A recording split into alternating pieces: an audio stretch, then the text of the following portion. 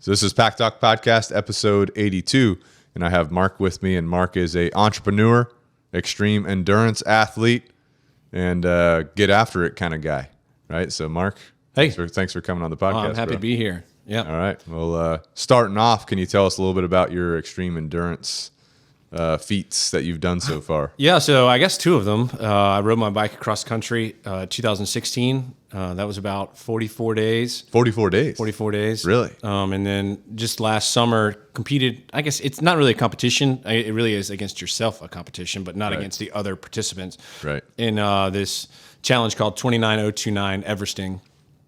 And that basically is this company rents out a mountain for a weekend, and you climb it as many times as required to hit 29,029 feet.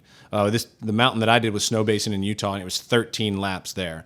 So essentially, you start at 6 a.m. on Friday, you climb up, you catch the gondola down, and you just repeat it 12 more times. Yeah. I mean, and that's the height of Mount Everest. That is. Once you do the whole thing. You end up hiking over 30,000 feet at that particular mountain, just because the 29029 is like 2/3 the way up, but you've got to get to the gondola to get down. Right. And it's about 31 miles. I think it's the longest distance of the now 5 mountains that they have. They do Whistler, Jackson Hole, Snow Basins. They're somewhere in Vermont, and there's a 5th one that I can't remember right now. But it's a pretty... you're going to find out who you are on that challenge for sure. I was about to say mental toughness comes to mind with that type of thing. Yeah, I got a buddy who's he lives across the street. He's going to do it this year, and I pinged him. I'm like, what's your plan? And he's like, oh, I'm in the gym and I'm doing this, and I'm like, no, like, what's the mental plan? Right. You know, what I did was 90 days out, I stopped drinking, and I just set a few like non-negotiables, because when you get on the mountain, the only negotiable is whether you're going to quit or not. Right. I mean, that's really the only decision you have to make over 36 hours, which is the amount of time they give you to complete it. How long did it take you to do it? 30 hours and like 6 minutes or something. Did you sleep at all, or you just I did. You did. So I when you're looking at 13 laps, you're thinking, how do I want to break this down? Because you start Friday at 6 a.m. And there is no stopping. I mean, you can go all the way to Saturday at 6 p.m. Yeah. I wanted to, by midnight on the first day, to get at least 9 laps. If I could get a 10th, that would be great. And I finished my 10th at 12:05. So I was like, okay, cool. Yeah. I've got some time here. So I went and took a shower. As I was coming out of the shower, I finished at 12. No, I'm sorry, it's 12:35. I came down. I finished at the gondola at 1 a.m. and I passed the guy who finished first. Like, he was already done. He was done. 73 years old. Holy smokes, bro! I mean, beast. When you watch this man go up this mountain, it was like he was uphill cross country skiing. It was that smooth. I mean, holy cow! And I passed one person. She got her hands behind her back, listening to music, no poles, like most people are using hiking poles. Oh yeah. Just cruising up the mountain. And I'm like, hey, everybody wears a name tag. That way everybody each other. So I can be like, hey, Chad, how's it going? Yeah. You'd be like, hey, Mark, everything's great. Yeah. And we may talk for 1 second the entire weekend, but at least we knew each other's names. Right. Chances are you'll probably see that person again. Yeah. And then the conversation gets a little longer, And it's a really cool way to build things up. Yeah. Her name was Jazzy. And I was like, hey, what lap are you on? She was 2 ahead of me. What? And then I come up on this guy passes me, and I'm like, hey, have you seen this Jazzy lady? Yeah. He's like, yeah, that's my wife. What? And I'm like, holy cow, bro. Dude, I was like, how is she 2 laps ahead of me? And he goes, she's 2 laps ahead of me, and I brought her out here. She didn't even train for it. And I'm like, what are you talking about? He's like, she just went into a different mode. Yeah. And it was funny, the people that you would kind of look on the mountain and be like, oh, I can finish before them. I'll finish before them. Yeah. No. It's just a different training too, right? Yeah. I'm coming from sea level, and my only training was box steps. Some people lived in Utah, and this is their home mountain. So it's a Saturday walk for them. Yeah. If they're doing it for 13 weeks in a row leading up to that, it's no big deal after that, Yeah. I did 10 the first night, got out of the shower, fell asleep. I think I was actually wearing a whoop at the time. It said I fell asleep for maybe 2 hours and 25 minutes. I was basically back up at 4:45 or 5 a.m., got breakfast, and I think my first lap started at 7 a.m., and then I finished at 12:30. So I had 3 more to do the next day. And I actually think at Snow Basin, that's probably the way to go. Yeah. Whistler is 8 laps, so that would be a different... You probably want to get 6 knocked out, and only 2 the last day. Yeah. Because it was about 2 hours and 10 minutes per round trip. including the gondola, right? Because you got to include Okay. that in the lap because Yeah. you're on that for like 14 minutes or something. Yeah. Yeah. And at 14 times 13, you start adding up a lot Yeah. of time. Oh, yeah. You know, that'll eat up part of your 36 hours. It's kind of good rest though, right? Just kind of hanging out. If you can. Yeah. I actually, I never put I was going to do a YouTube video for it. Oh yeah. And the third lap, I took the GoPro off. I mean, Really? I was already lap 3 at 10:30 in the morning. I was like wiped. Dang. The first day. Yeah. You know, and I kind of blacked out laps 4 and 5. Really? I remember the coach being like, "Hey man, are you all right?" This is the top of the mountain. And I'm like trying to calculate what he's saying to me. And Yeah. he can tell like, You're I'm struggling. not right. And Yeah. to be honest with you, that's probably the exact same time my roommate got pulled. And it's probably a lot of time that most people got pulled because, I mean, we were talking about this off audio earlier about Yeah. how do you nutritionally feed your body to keep up with what you're burning? Yeah. Because you're not doing this on a regular basis. Right. I put in 100,000 steps over those 30 hours, which, you know, we try to hit 10,000 on a really hard day, Yeah. right? Yeah. And it was 100,000 in 30 hours. But when you think about that, it's like, how do you replenish what you're burning? Right. And that's what was happening to these guys. They were getting so depleted, they were Yeah. spinning out of control. Yeah. And I What were stopped. you doing? Do you remember what you were you were trying to do? I knew that I was not eating. It was not really a choice at that point. It was my body was not accepting anything. I mean, to try to eat just a simple banana, you would end up spitting it out. Your taste buds almost go to zero. Your Right. appetite goes to zero. Right. I would try to use the gondolas to eat. And I remember like I'd get off the gondolas and I'd still have the 3 or 4 packs of food that I grabbed at the top. Oh yeah. One of the great things that 29029 does is you don't have to think about a thing if you're going to do this. Yeah. They have everything you need from the bed you're going to sleep in to every single bite of food you're going to eat, everything you're going to drink. Nice. They have a full-on rehabilitation room, which has got, you know, those like things you put over your legs to, you know, decompress them or, Yep. you know, compression sleeves, whatever it is. And Yep. they have massage therapists and they have physical trainers. Dang. I never stepped foot in there. Yeah. Because every single person I saw sitting in that room fell asleep. And I was like, that's the trap. Like, Yeah. I know that I could use it, but I'll Yeah. use it at the end, which I didn't either. I just Yeah. left. When I finished at 12:30, I was like, You're like, I'm I going need home. a burger somewhere, man. Like, I'm dying here. So I finished at 12:30. And, you know, I think the great thing about 29029 is it's just it kind of, it makes you go to the deepest part of your body, like mentally, physically, emotionally, spiritually. It's going to make you really dig to the bottom of the well. And I don't know, I don't feel like we really do that enough in our daily lives. Yeah. And I think that's why it's such a powerful event. I mean, my cousin went out there with me and he's not an individual who wants to do any sort of endurance stuff. And he goes, I didn't expect this to be so emotional. And he's like watching just these people compete. He's like, Yeah. when you see somebody go literally digging in the bottom of their well, you can't help but be emotional watching it. Right. They've actually got a really great podcast I listened to this week on the dog walk. And really? it just tells people stories. Why are they there, right? Oh, like yeah. some people beat cancer. Some people lost a child. You know, some Yeah. people are 200 pounds overweight in this 9-month-long training. This is the pinnacle of their training. Yeah. And they may only do 4 laps. But 9 months ago, they couldn't even get out of their car. Right. You know, and Which it's is like crazy. to hear these stories. But the real cool thing too about it is, you know, tying in this podcast is it's very leadership and business owner driven. You know, people who've done very well in their careers. Like you could be riding on the gondola with the CEO of REI, right? I mean, Yeah. it's just people who are in the outdoor field. Right. It's not cheap. I mean, so Right. you're going to have to pony up a little bit of money, but Right. networking there.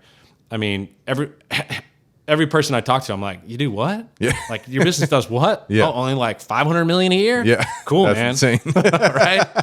I'm missing a bunch of zeros on my sales. But it was like, I recommend it to anybody. There's actually a guy named Jesse Eitzler. He's Sarah Blakely's husband. She started Spanx, which is the undergarments for women, billion-dollar company. Yeah. He's also done Marquee Jets, which was NetJets competition. He wrote the "Go New York Go" song for the New York Knicks. Like Holy he was cow. a DJ back in the day, and he's Yeah. like, but he's a massive entrepreneur. Actually, owns part of the Atlanta Hawks right now. Okay. He's one of the founders of 29029, Nice.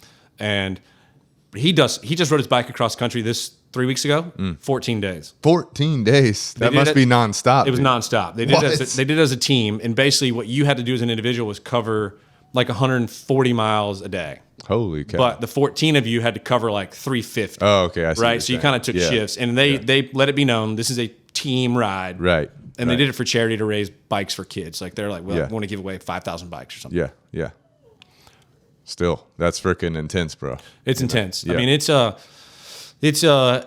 certainly a challenge worth doing if you're just kind of in your life thinking, man, I really just need to get my shit flipped. Yeah. That will do it. I mean, it will do it. Well, what about your cross country ride? What was that like? Where'd you start at? Where'd you end up at? We started in a town called Manchester by the Sea, which is just outside of Boston, Massachusetts.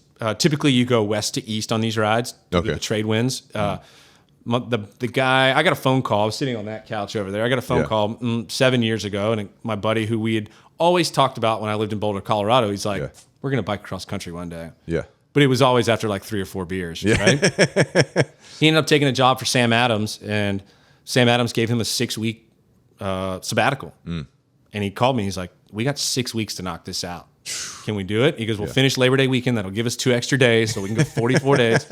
Can we do it? And I'm like, I hung up the phone, and I looked at Jess, and I said, she's like, what's up? I'm like, I've got the opportunity to go bike across country. It leaves 9 months from right now. Yeah. She's like, did you say yes? And I was like, well, I needed to like get permission first. I mean, leaving home for 44 days is a lot. You know, there's a lot of responsibility to leave on one person for that. Yeah. And she was like, I don't understand why you're not going. So, started there. July 20th, flew up there. The 21st, we left. And the Sunday of Labor Day weekend, we finished in Astoria, Oregon, which is about 110 miles from Portland on the coast. I'd never been out there. I didn't realize Portland was so far inland. It's almost like Columbia to Charleston, right? I got you. It's about 100, 110 miles. And Yeah. we finished on the beach out there, and it was... What was that ride like? Oh, man. Pretty boring, I guess. Like, you know, Was it just you guys, or was there a car with you that was like supporting? Just we you were two? Self-supported. It was 3 of us started, 2 of us finished. That was planned. He did not leave on his own. He's actually probably the strongest athlete of all of us. Oh, really? And actually joined at the last minute. Anyways, he's like, he goes, I'll go to Minneapolis, and I'm supposed to meet my mom. I plan to like do something like a vacation with her this summer. Yeah. So I mean, he actually ended up riding to Fargo, I think, with us, and then flying off. And he's an Olympic ski coach, though. Oh, really? Like he had a 14 speed instead of a 21 speed. He was just going up these mountains. Like he would have to leave us behind because his 14 speed couldn't drop low enough down to stay the same speed, right? Oh, dang. And he would just wait at the top. But those first 3 days, dude, I have never felt so much pain in my life. Yeah. What was y'all's like schedule? Were you riding like a certain amount of hours during the day, sleeping at night? Were you camping to sleep? You were camping the whole time? I think over the 44 days, I think we spent 7 nights maybe in a hotel. Yeah. Definitely night 2 because I started shaking so bad from just like exertion. I was standing in a grocery store and I was like, dang, I was shaking, and my buddy's like, are you all right? And I'm like, yeah, I just need to like warm up. I mean, it's 80 degrees outside. Yeah. I just walked into the refrigerated grocery store and I start shaking. Yeah. I was like, we knew the last 10 miles of that second day was all uphill. I'm like, there's a hotel right there. Yeah. I have an Amex. Like, we're going to stay there tonight, and we're just going to get up 30 minutes earlier. Yeah. And it's what we did. And then when we hit major cities like Buffalo and Chicago and Cleveland and then, Minneapolis, we would grab a hotel. That way we could like wash everything. Yeah. Everything's on your bikes, though. Everything. So you're biking yourself and all your equipment. Everything. Actually, the bike's out in the backyard. Oh, is it really? Yeah, it's been sitting out there rusting since it came back, and I never even clipped the brakes back in. I haven't ridden it since. Really? No. I mean, you had enough of it. Enough. It was I found it was a barn find in Tennessee on eBay. It was a 1984 Trek 520, which are like back in the 80s. They were built for touring. So they're like heavy bikes as it is. Yeah.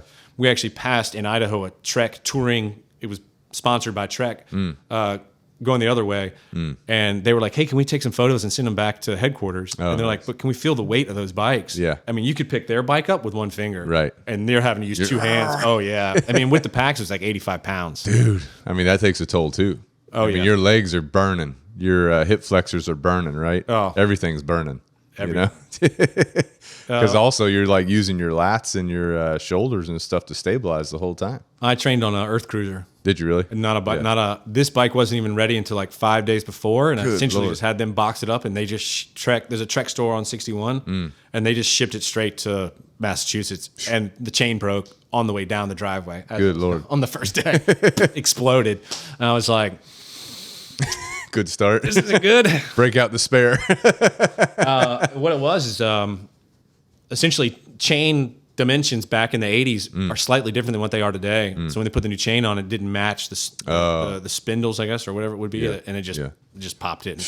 Not fun. It took me 4 days to figure out what was going on, and basically a bike shop near Buffalo was like, I see the problem. So I just kept breaking chains. Oh, yeah. I mean, they kept slipping. The chain just kept slipping. It wouldn't bust, but it would slip out of gear. But when you're climbing the mountain, like it just make it fall off. Right, yeah. right. You're getting pissed. So he ended up swapping out my back wheel with a different set of spindles back there. I can't remember the names of that stuff anymore. But yeah.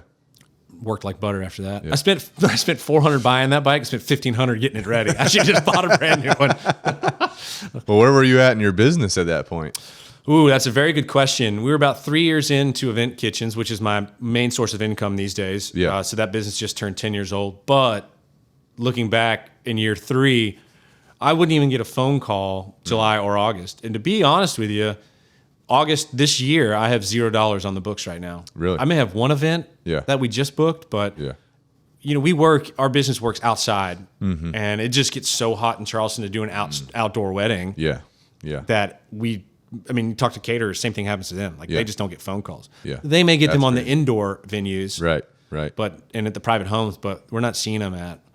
I start doing a lot more festival stuff during the summer. Like actually, a lady just called just a minute ago, but going up to Country Music Fest in Myrtle Beach. Okay. They do it right there on the boardwalk at the beach. Yeah. Oh, yeah. That's a big concert. festival. Yeah. It's gotten like massive. Yeah. Massive. Yeah. First year I did it, it was just a small concert, and now it's like, it's crazy. But so we actually provide all the equipment for the caterer that provides all the VIP meals. So if you buy a VIP ticket, there's a tent that you can go under the stage. Right. And they also cook for all of the staff. I mean, there's like hundreds of people out there building this thing out. So the caterers are there, but you're providing the equipment for the caterers to use. That's correct. Right. Yep. Yeah. So they'll build out a pretty big kitchen. I mean, they're taking this year. They're taking 4 ovens, 3 or 4 fryers, and 5 hot boxes. I mean, that's a lot of equipment. Yeah. Oh, yeah. Most of our weddings are usually an oven. Yeah. So to take 12 times that. That's a lot, dude. How'd you even come up with your business plan, your business idea? I'd say my brother did. Years ago, Jess and I were in Colorado. We moved back because my brother started a bar downtown Charleston called Squeeze Bar. And we had just friends who were wedding planners who would come into the bar, and they're like, hey, can we just get you guys to do this on site? Yeah. And then a company called Squeeze On Site was born. The bar was called Squeeze, and we had Squeeze On Site. We started working weddings. Yeah. And then generally at a wedding, especially in Charleston, because everything's outdoors at a historic venue, they tend to put all the staff or the back of the house in a tent behind the building, right? So you're with the caterers, you're with the wait staff, you're with the bartenders, you're with all the guys working the event. And my brother just heard a lot of people complaining about the quality of equipment that they were using. And it was pretty obvious to the eye test that this was pretty beat up stuff. Where was the equipment coming from at that time? Just a random company? It was a company here in town that's a retail business. They've since shut down the rental side, and they're a big player in the retail game here. So much so that they really didn't even need to be in the rental game. One of their employees started a rental company. Oh, really? They were seeing how much it was taking him away from them, and they're like, why don't we just buy you and you stay on and run it? Right? We'll just hire somebody to replace your role. Right. You just run this. Right. So he actually had a pretty sweet gig. He sold his business to his company he was working for and then stayed on and ran the business that he had. And then, man, it must have been 4 years ago. I got a phone call at the first of the year, and somebody said, hey, I need you to bring some equipment here immediately. And I'm like, what do you mean? He goes, the other company, they're just not doing rentals anymore. They stopped January 1 and they just aren't fulfilling these orders. Holy cow. So I called those guys because I worked with them. We were kind of like, I always kind of figured when I got into this business that I never really wanted competitors that were my enemies, especially when there's only 2 of us. Right. Because there's going to be a weekend that I overbook and I'm going to need them to bail me out. Right. And vice versa. Right. So I always kept a very good relationship with them. So I called them and I said, hey guys, listen, I can bail you guys out on most of these things, but I'm going to need you to honor these 2 weekends. Yeah. And they did. They 4 months later, they went back into the rental game basically because I just couldn't you handle keep it. Up? Yeah. And because the bride and the grooms were like, man, I'm like, I just don't have the inventory, man. Right, I'd be happy to right. do it. Yeah. And they honored it, which I think they're a great business. I always have thought. Actually, it's Berlin's Rental Supply. I mean, Okay. on Rivers Avenue. Yeah. Most local restaurants in town go to those guys. I mean, Really? because they're great. I mean, Yeah. and at They're Berlin, still in business now? Or absolutely. they They've been are? in there Yeah. since like the early 80s and just killing it. I mean, Yeah. they're the go-to guys. Yeah. But they work 9 to 5 on Monday through Friday. And my business basically starts at 5 p.m. Friday and Yeah. goes through Sunday morning. Yeah. Yeah. They were having to pull guys out of the retail division to like work weekends. And, then you're paying overtime. And it just Headache. wasn't their business model. Right. I mean, and what I noticed right away when they were still in business, I recognized that wasn't their business model. So I'm like, my business model has to be that if we have equipment out, we are working, right? So it's like, sure, there's sometimes we have one oven on a Tuesday night. You're like, I can probably go play my soccer game and be all right. Right. But we're on call if we have equipment out. Whereas those guys, if you called them, they'd be like, we don't really have anybody to send you. And that's where I think when their service started falling and we were providing that service, we just kind of started moving customers over. And, I mean, I still call Berlin's and I still buy stuff from them, and they're a great company. I'm not disparaging them by any means in these comments. I think they just realized our business is over here, and it was like the water faucet turned on when that happened. Yeah. And so now I can't, I mean, I spent actually all of August last year out of town. To go back to how my business was on the bike trip. Yeah. This August, like one event. I mean, I can hire somebody to run that oven. Yeah. Yeah. Well, you started because you saw a need, or you and your brother saw a need. Is that Sure. right? He definitely saw it, and he had a plate full of restaurants and bars he's trying to open, and he was like, man, well, I think we should. And actually, we were partners in the beginning. Yeah. And then a couple years ago, we ended up separating just because both of our lives just, he's got 4 restaurants. I mean, like. That's a lot. He doesn't. Yeah. It's too Insane. much. Yeah. And hospitality management companies and all this other stuff. And Yeah. he's dealing in like the $20 million a year type of stuff, you know? And I'm definitely not. I don't want that. I don't want 150 employees, and Right. you'd have to deal with all that. That just sounds like a nightmare. He saw the need. He said, if you're not trying to bartend anymore, because I was still bartending until 2 a.m. and he's like, you should take a look at it. So I bought one oven, one range, and a fryer, and just started. Basically, it was like this gate I had to be allowed into because the network of vendors were so tight. I basically just called everybody and said, hey, listen, there's gonna be a time where nobody has what you need. Yeah. Just call me. Yeah. And then eventually I started telling people, hey man, I've been bailing you out. Yeah. Why don't you start calling me up front? Like, let's not make this a bailout anymore, because now I'm just kind of feeling used. Yeah.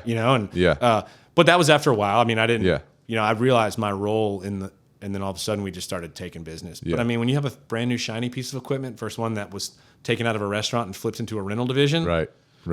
there's a difference. Absolutely. And actually, some of my best advertisements was when I was on site with. There's another company in town that rents ovens too, but it was when I was ever on site with other companies. You can see the difference. Oh, the chefs were begging for my business card when I'd leave. I'd actually leave them in my equipment. Oh, really? Oh, Yeah. I knew they'd That's a need good them. way to do it. Yeah. Yeah. Like, I wouldn't leave them in the other ones. Yeah. You know? So whenever you were transitioning over to running event kitchen, was it like you were doing bartending and the kitchen to try and keep yourself afloat? Because a lot of people, when they're starting up a business, they're trying to balance out starting the business, which is making no income, trying to get the name out there. Sure. And keeping all their bills paid and living and that kind of stuff, For years. I actually had another company as well that I sold maybe 3 years ago. Yeah. It was a candle company that I started after Event Kitchens. Really? So I was bartending Event Kitchens. I should say this, about 2 weeks after I started Event Kitchens, and I mean like putting the credit cards down to buy the equipment, the bar we had downtown burned down. What? Right? Oh my gosh, dude. It was a nightmare. I was there that night. It was a pretty powerful moment, I think, in everybody's lives, because I mean, when everything is taken away from you in that moment, Right. it's pretty scary. And I had maxed out my savings account to start this and a credit card, and now I've got no job. But luckily in the food and bev world, friends were like, "Hey, come bartend over here." So I think for at least the first 3 years, I was bartending a pretty full schedule, maybe 4 nights a week. Yeah. And then I would run equipment on the weekends. So I would run like the Monday, Tuesday, Wednesday shift, which is a great shift in the restaurant world because you're not nearly as busy. It's not, and usually you're out by 9:30, 10, Right. making candles in between, running equipment on the weekend. So how'd you end up in the candle business too? I was doing a half marathon in Austin, Texas. I walked into this store called Stag, and there's a company called Malin and Gates, Goetz, German company, and they make soaps and all this stuff. They're actually Delta picked them up for a while. They were the soaps in Delta. Oh, really? Delta planes. Holy cow. I picked up a candle and it was $85. Good Lord. And it was like 6 ounces. Yeah. And I'm thinking, I'm smart enough to realize that I'm looking at like $7 worth of stuff, right? I'm like, $85. Yeah. On the plane ride home, I came up with a company name called Meeting and Market. And that, for those not from Charleston, that's basically Meeting Street and Market Streets are our historic market in downtown Charleston. Came up with that name. Came home, did some labels, and I just started practicing how to make candles. I looked on YouTube, like there's a company called candlescience.com that'll show you how to make a candle. Dude. I basically bought their starter kit. Yeah. Made them in the kitchen probably for the first 6 to 8 months, and I just gave them away. I just was like, and then one day I called up a farmer's market and I was like, here's what I got. Yeah. Can I come sell on Saturday? And I sold out the first weekend, and I was like, okay, like good profit. It was a quick $400 in my pocket. Yeah. And I was like, all right, man, like maybe there's something here. Yeah. And Event Kitchens just wasn't, I think we did $13,000 our first year in Event Kitchens. It just wasn't bringing the sales. We just didn't have enough equipment to create the volume of sales. Right. And we just weren't really known. And to be honest with you, I still have not spent $1 in advertising on that company. It was all just word of mouth and me being in the field, working and shaking hands and kissing babies, right? Yeah. Yeah.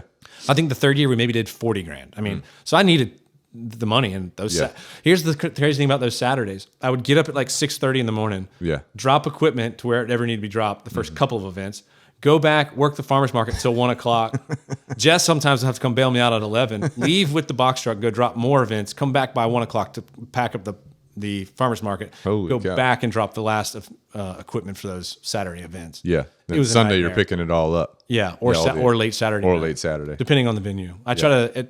In the beginning, all the planners are like, "You have to be here at 11:30 tonight." Yeah.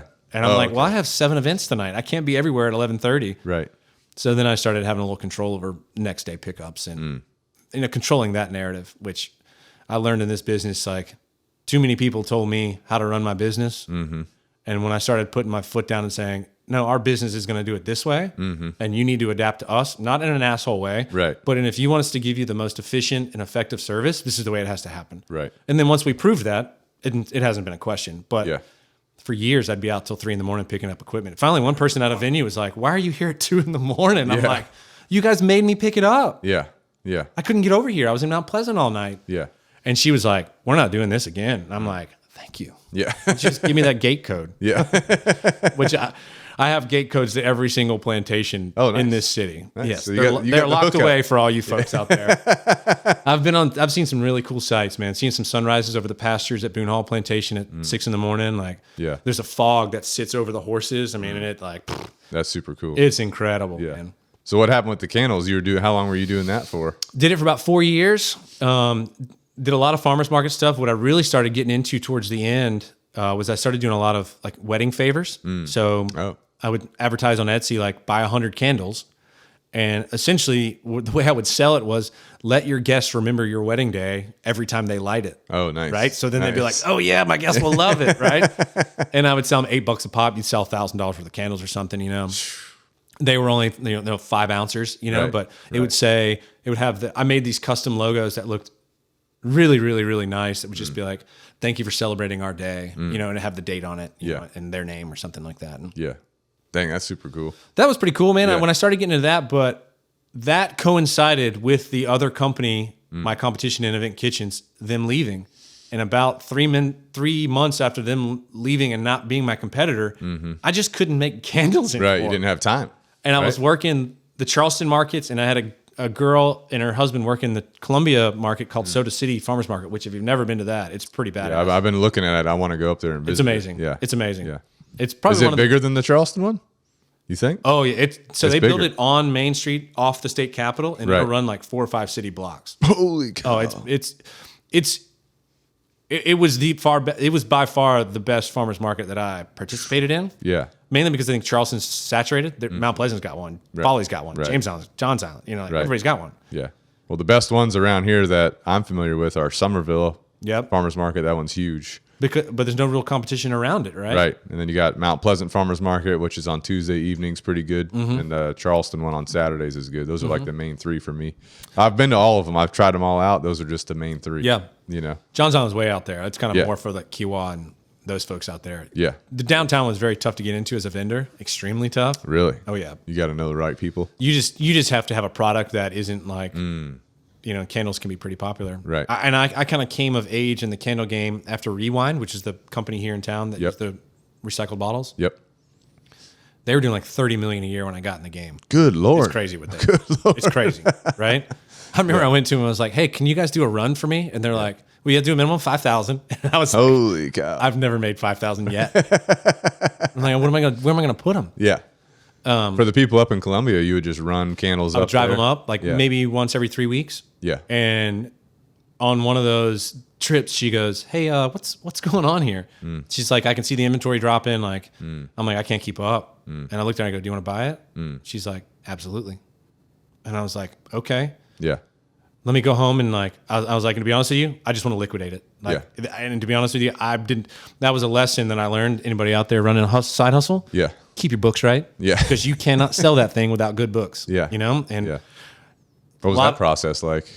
I basically I basically tried to value my business and I couldn't really get a number that even made sense for them to purchase because I couldn't prove it. I know it was more valuable than what it is. I mean, so I basically went in and said, what do I have in inventory here? What would I price that at plus a little cushion? And I just got rid of it. But I mean, I got to be honest with you, man. She came down for a day and we trained. I drove everything up in my box truck the next day and I haven't thought about it since. Yeah. It was, the only thing is thinking about keeping your books straight. I took in so much cash that I just took in a lot of cash, man. Right. And right. It's a lot. Keeping up with it, accounting. Yeah. Accounting. Oh, exactly. Exactly. So you sold that to her. She's been running it. She's running it? She was a librarian in Lexington County. Oh, really? She would do a lot of like the summer programs, and she called me after the first Saturday that she owned it. Yeah. She was like, "This business just made more money in 4 hours than I do all month." Holy cow, bro. And I was like, "Oh, okay." Yeah. Good for you. Like a month later, she quit the library, never gone back. Damn, that's awesome. She didn't do it the way that I would do it. Yeah. But I actually think she's done it the way it needed to be done. She got rid of the website, which I didn't really use, never sold anything off of it. Yeah. She does everything through social media. Yeah. I mean, she's just built a really good following, and then she'll do these like, "Hey guys, I'm getting rid of these last 6 sets of glassware, never doing it again." And then 10 minutes later, Boom, it's all gone. She's like, "Pick it up at the market." Yeah. She Holy does so cow. many pre-sales, and I never did a single one. But that's what it needed. I'm almost sometimes curious if it needed a partner. But well, here's my thought on it is, the way I'm thinking about business is there a way to get things more automated? So when I hear about a candle business, I'm like, how can I automate the candles so that, and when I know you asked the red wine company, "Hey, can you guys run some for me?" They're like, "Hey, it's 5,000, whatever." I mean, it depends on what's going on, but is there a way to somehow get that automated so that you as the business owner is kind of out of the main line? You're in charge of the business, you're running the business, but maybe you're managing different facets of it, I'm saying, to try and give yourself more time. sure. I'm sure you thought about that, but Yeah. that's tough. That's probably my biggest weakness as a business owner is hiring out. I mean, and actually for Event Kitchens, my guy left. I had a part-time guy who worked deliveries with me. He used to work in the warehouse cleaning stuff, but he was so bad, I just was like, Really? "Hey man, you should probably just not. Yeah. This just isn't." Yeah. I just would look at equipment and be like, "I don't know how to tell you that this is bad after I've told you that this is bad." Right. It's pretty obvious. Like, we can both see this, and you just are choosing not to clean it. Yeah. Yeah. So I was like, "You're just better in the field," is kind of how I presented it. Right? Yeah. He left me about 2 months ago, and I've been running the business solo. I mean, and last year was a record year, and we're on pace to beat that this year. Yeah. And talk about automation. I had to automate this business. I had to get it. What's your automation now? You got people scheduling online or something like that, or how's it No, work? I don't. What I do is I actually get all my caterers. I have them on a biannual, basically reservation sheet. So we have 2 seasons. Spring, we're actually kind of coming out of spring right now. The music festival this weekend is kind of I always said July 4th was kind of the end of the season, but looking at it this year, we're kind of slowing down into that right now. And we pick back up Labor Day through like holiday parties, right? Yeah. Holidays really aren't our biggest deal. Like we won't really do much on New Year's Eve. People don't get married on like Labor Day or Memorial Day. Right. Some do, but family kind of stays home and barbecues those days. You know, they're not really, or they're vacationing that day. They're not going to formal events. Yeah. Yeah. So we usually, luckily, we kind of have those off. When I was in the restaurant industry, you're working those days. Yeah. You're working Christmas Eve, Oh, or yeah, Christmas definitely. Day, or New Year's Eve, or New Year's Definitely. Day. Yeah. Especially if you're working for a hotel or something that's open 365. Yeah. So we have 2 seasons coming out of ours right now, and then at the beginning of the spring and the beginning of the fall, I just start letting them know, like, hey guys, I need to get those orders in, and then they'll fill my books for the next 5 months. And some of them will give me the full year if they know that they've got stuff booked or deposits. Oh, nice. Yeah. I don't really like that because things change. I mean, caterers probably don't realize this, but I've actually had caterers book an event at one location, get canceled. The same day, another caterer call and book that same exact equipment because the bride has fired this one and hired this one. Oh, shoot. But it'll happen over like 6 months, right? Yeah, yeah. You know, because they do a tasting with, and then this caterer's like, oh, we got the deal. And then it falls through. And then, so I'm like, don't give me tentative. Let's just get the real stuff on the books. Yeah. Yeah. And talking about controlling the narrative like we did earlier with picking up late, like I kind of had to take over with, we booked 16 ovens April 30th last year. I have 12 operational ovens. That was an issue. Lord. 4 of them were at a brunch. So I was able to move those 4 Yeah. to the evening, and that made the 16. Yeah. Right? So because I had 12 total already booked, 4 and 4, you know. Right. Right. I don't know if that math made sense, y'all. But it was 16 ovens, and I only owned 12. No, you And basically had to hustle to move it Oh. from one event, clean it to the next event. All 4 of them were at Middleton Plantation, which is Yeah. up near Somerville. And Yeah. the 4 events were 2 downtown, 1 James Island, 1 Johns Island. Good Lord. And I had about 2.5 hours to make it happen. I took the brunch event, letting those guys know, hey, listen, I can do this, but I need to like be on site. Right. You loading got to this shut it stuff down up. at this Yeah. time. I got to roll out. And they let me do it, which is really nice. But Yeah. I came out of that weekend and was like, I'll never do that again. What happens if an oven breaks? You know, what happens if the truck breaks down? What happens if my guy gets sick or I get sick or I get Yeah. hurt? You know, Yeah. twice now we've had to stop, you know, on site because we've gotten cut. These ovens are sheet metal. I mean, like they are sharp. And we've had to stop because somebody got hurt, you know, and it's like, you just got to factor that stuff in there. And Right. so I went through the fall. My guy, he quit in the spring, this spring, but last fall he moved to Merle's Inlet a couple hours away. Oh, okay. And he was driving down all fall, which was really nice of him. I Yeah. was surprised he lasted as long as he Right. did doing that. Right. But I was kind of on my own, and I'm like, man, how am I going to dial this thing in? Like, how am I going to get this thing so efficient? And really where it comes down to is building on a logistics schedule and knowing where to be, when to be, and kind of, I'm essentially like I always kind of consider myself like a UPS driver. Like Yeah, I've just, yeah. they are like built on efficiency, Yeah. getting things dropped. Yeah. This weekend we have 5 events. 2 weekends ago we had 17, right? And they'll start. 17 in one weekend? Oh, absolutely. With 11 weddings on a Saturday. Holy cow. So you got to bro. start dropping on Thursday. There's no way you can drop 11 weddings by 1 Right. p.m. on a Saturday. Right. Right. Usually by that Saturday, I'll be down to 3 or 4 events. Yeah. Especially private homes, we can drop early, you know, stuff like Oh, that. yeah. Yeah. Yeah. But it really comes down to that, and I've really just worked really hard at developing a system when it comes to delivering, and really communication with my planners and the caterers, Yeah. and getting permission to drop these things ahead of time so that we can, I don't know, just be efficient and be effective. And Yeah. that's probably our biggest automation, was going to just some sort of system with deliveries and logistics. And it's tough to Yeah. kind of put that into words because Yeah. unless you know where all these locations are, it's tough for me to explain that to you. Right. But when things start coming in orders wise, I can see that they're like hot spots geographically. Like, oh shit, we've got 4 of them downtown. Great. We just got good. a phone call to Beaufort. Yeah. We probably can't do that. Right. Because that's going to put us on the road for 9 hours. Right. And everything's in town. Yeah. You know, and I say 9 hours because it's 5 hours round trip, you know, because we're down there working too. It's just not driving there and driving back. Right. You know? And, Right. so now I've just started getting a little more defined on what I'm willing to take. And even so much more efficiency wise, I've dubbed 2023 the year of saying no, where I've finally given myself permission to start saying no to these events but thoughtfully explain to the person ordering, Right. hey man, this is why I can't handle that. Right. And in order for our business to do that, we've got to go get 4 more employees, 2 more trucks, 3 more warehouse spaces. And next thing you know, we've gone from something that you can afford and use on a weekly basis to being something really expensive. Right. Right. Where you can go buy your own oven. Right. And now you can handle it yourself. And it's Yeah. like we sit in this little sweet pocket.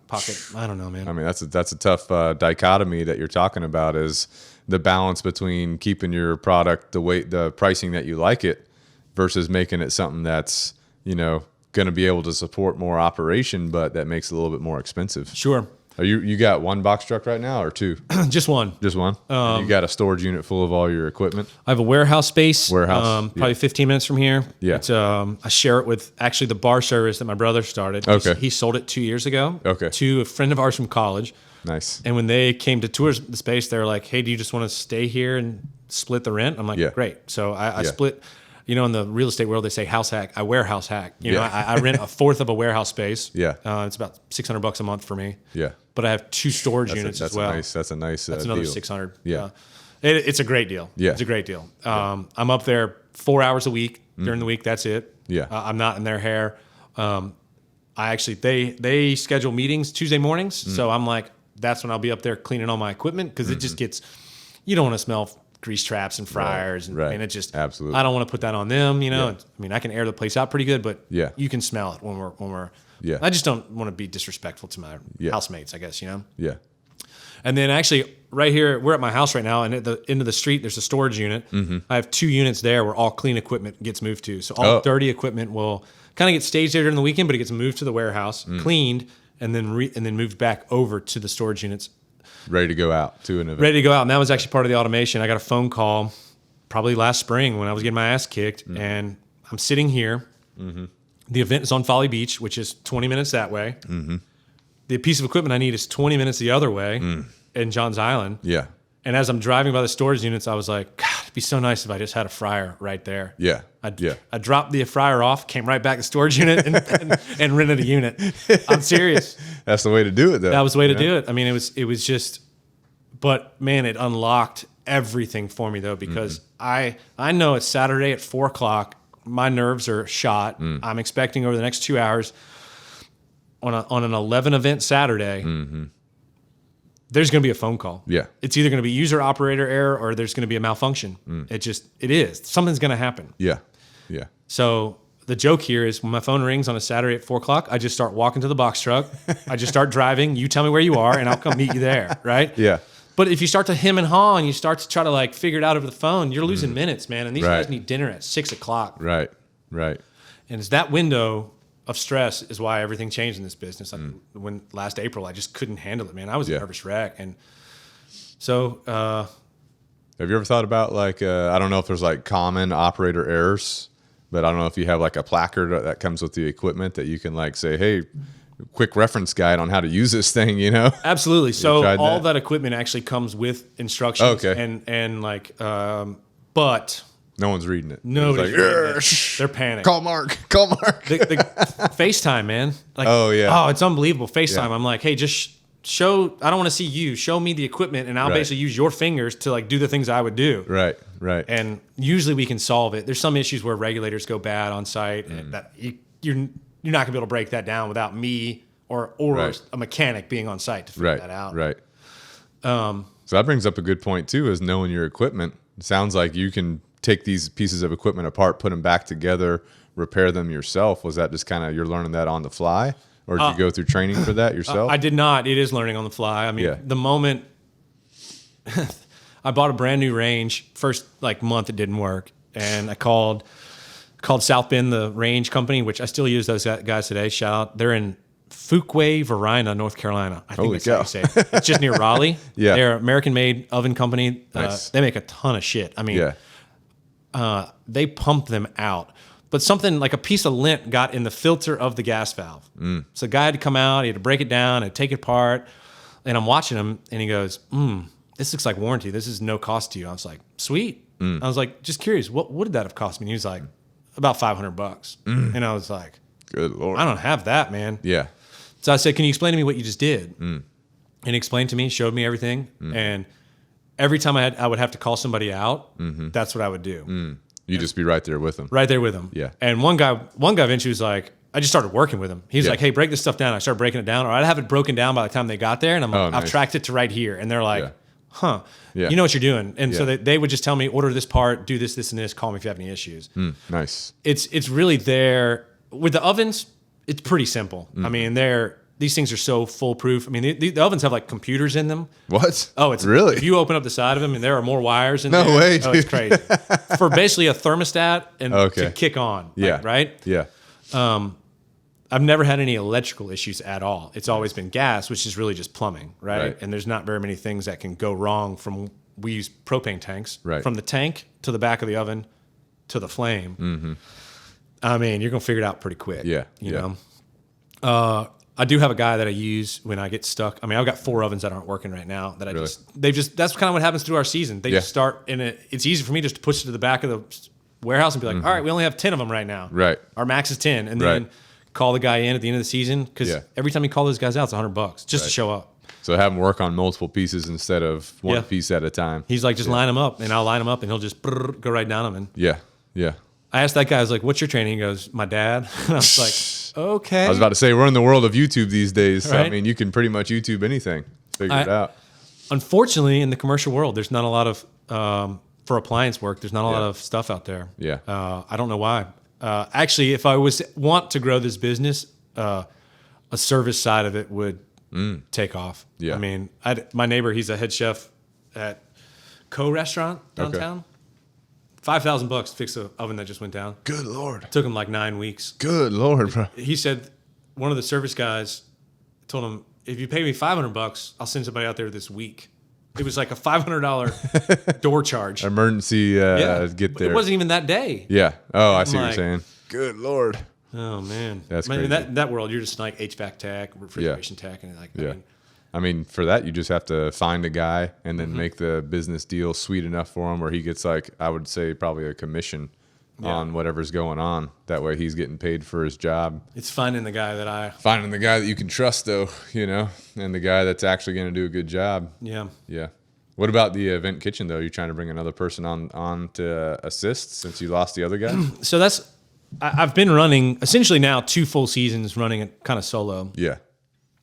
And I don't know if automation's been the word. It's more so efficiency where I don't like to double back or do things twice or, have to go back to do things or any of that nature. And that's part of like the logistic schedules and the delivery schedules. And one of the other things we did was we have a new that I started this year on my own is the test fire rule. We test fire every single thing on site, even though it's been test fired at the warehouse. As soon as you get there, you boom, do it again. Hook it all up to propane, make sure it test fires, because where I was having issues on Saturday and what was causing me so much stress was getting the phone call that it wasn't working. That if I knew that I test fired it on site, you knew it was working. I knew it was working, and it was probably operator error. Right. If not, something has gone seriously wrong in the last 6 hours since I dropped this thing off. Do you keep like spares in your truck if you can? Always have an oven on the truck, but again, I've got 8 ovens, 8 hot boxes, right there, fryer right up the street. You know, so if something does happen, there's no issue. And I get smart about it. I put the newer ovens farther away. You know, like I got 2 events tonight. The newer oven's the furthest away, and it's also on a dead end driveway that I can't get to during the wedding. So if it breaks down, I can't have it break down. Right. I'll literally drive the truck through the wedding, trying to get a new oven there. Good Lord. No, a fryer's different. I can just roll it down there, but the oven, there's no way. Good Lord. Yeah. So I just got to make sure it works and is right. And are all these things on wheels? So you're basically wheeling them off the truck, wheeling them to their spot? Yep. All the ovens I had, I think 1.5-inch steel frames built for them. Mm-hmm. The oven legs that are manufactured, they're actually kind of, they don't take the shape of the oven. They kind of go, they're angled and weird. You can't really roll them. Yeah. And actually, the way I built my frames too, you can put a propane tank underneath it. So when you're rolling the oven, you can kind of, you don't have to carry a tank separately. You got it with it's one trip. Again, like automation and efficiency. Like Right. I don't want to make multiple trips to the truck. Right. And sometimes, like yesterday when I was in Pawleys Island, it was a 150-yard push of the oven. I don't know if you ever carried a 30-pound propane tank for 150 yards, but that's a long way. That's a long way. Good endurance training. It is. But if it's under the oven on the rack, Right. The oven does the heavy lifting. Right. Dang, that's crazy, dude. That's pretty intense logistically. And for the listener, they don't know the distances that you're traveling, but it's like 40 minutes one way, 40 minutes back, 30 minutes the other way, 30 minutes. So we're talking about a lot of time taken up in driving. You know what I'm saying? Yeah, which has further gotten me to dive into the data of the business, which my brother kind of spurred this. One of his restaurants that he has, they opened it a year in. He's like, man, this is not like something's not right. Like what's happening? I'm not seeing the faces that I thought I'd see. Yeah. And so he pulled all of his data and he's like, come to find out through Resi, everybody's 55 years to 64 years old. He goes, I thought they were going to be 44 to 55. It's a whole age group down. So he's like, I started thinking about it. These guys want a meat and three. They don't want like poke bowls and small bites. So he and his buddy that he's worked with for a long time, he hired him on and they kind of went into some more entrees. And next thing you know, the numbers are up because they're actually catering to the people, right? Like actually they're using the data that's being provided to them to make smart decisions. Right. I got to be honest with you, 10 years in this business, I mean, I've pulled some P&Ls, I've pulled some sales numbers, but I've never pulled like numbers. Right. Right. Really broken it down. I mean, the paychecks always come in and the bank account's always been good, but I've never really looked at the data. And I started pulling it and I'm like, if we can go back real quick to that 2023 year saying no, that started, I pulled all my customers and I had 49 of them last year in 2022. 24 or 27 of them used me one time. And it was generally on a busy weekend and it was a panic phone call from them. And I'm like, man, all I'm doing is bailing these one-time clients out. Right. Like for my ego. Right. Like I can't solve everybody's oven problems. Right. Like what am I doing? Yeah.